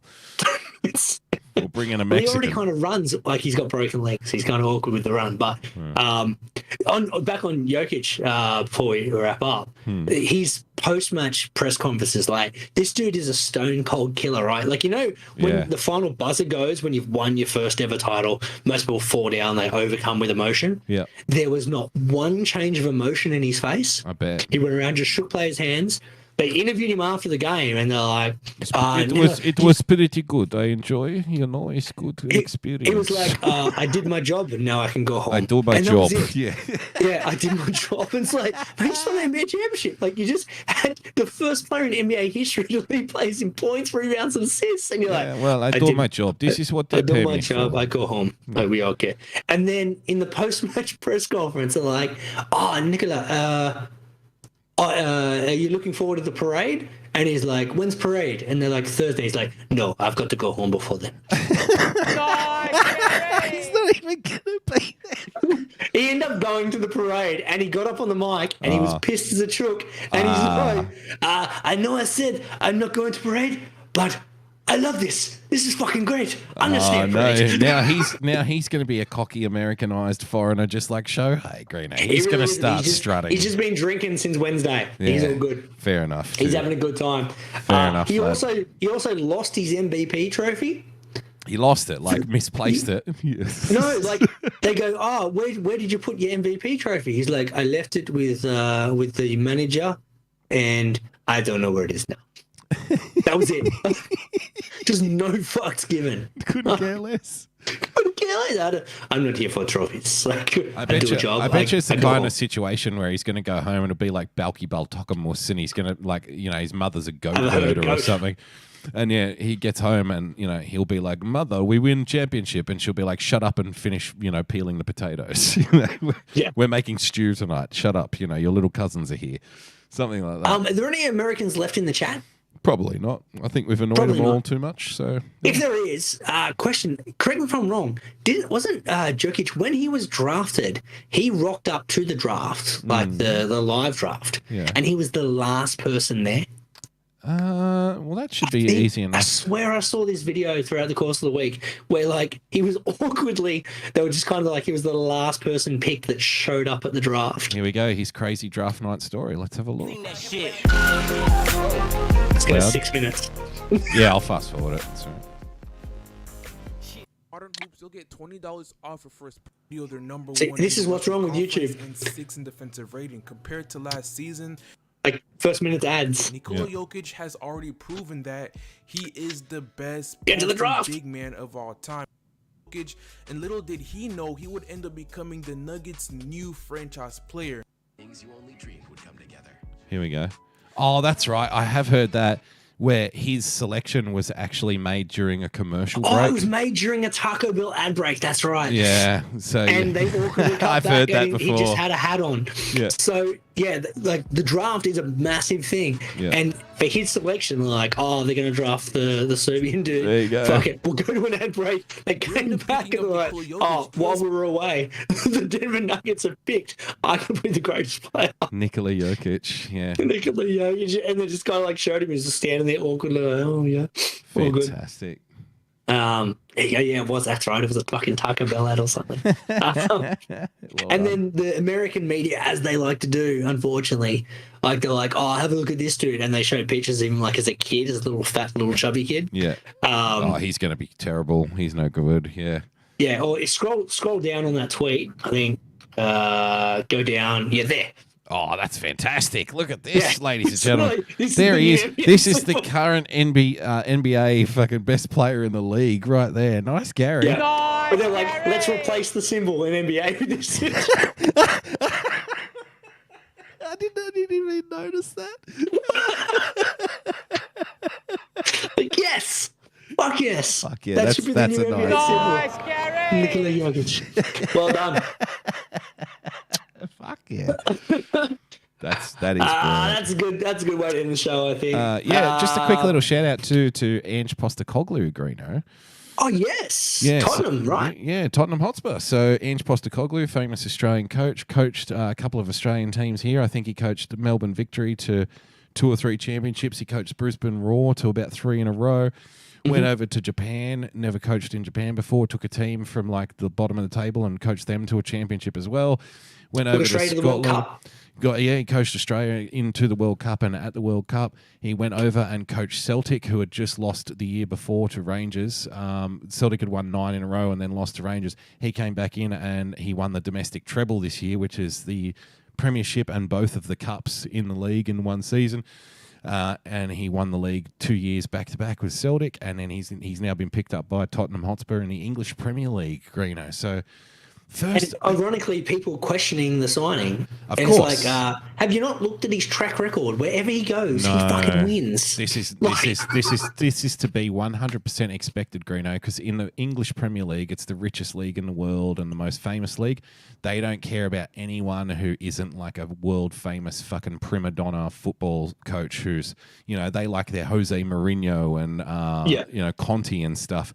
So not all of them, but a lot of the Tottenham fans are going to be like, never heard of him, so he must be shit. We need a famous coach. But actually, maybe this guy who has been proven to, win constantly in all these different countries, maybe he'll actually all different be good. styles and yeah, Instead of like a coach that kind of comes in and just has his assistants do the drills and just picks the team and is kind of like a rich fucking boy who gets a lot of money and a lot of praise and then a year later quits the job anyway, They're probably paying Ange a fraction of what they pay all the other coaches. So I'm not a big Tottenham fan, obviously, but I hope he does well. I really hope he does well. I can't think of, was there ever an Australian coach in the Premier League before him? I don't know.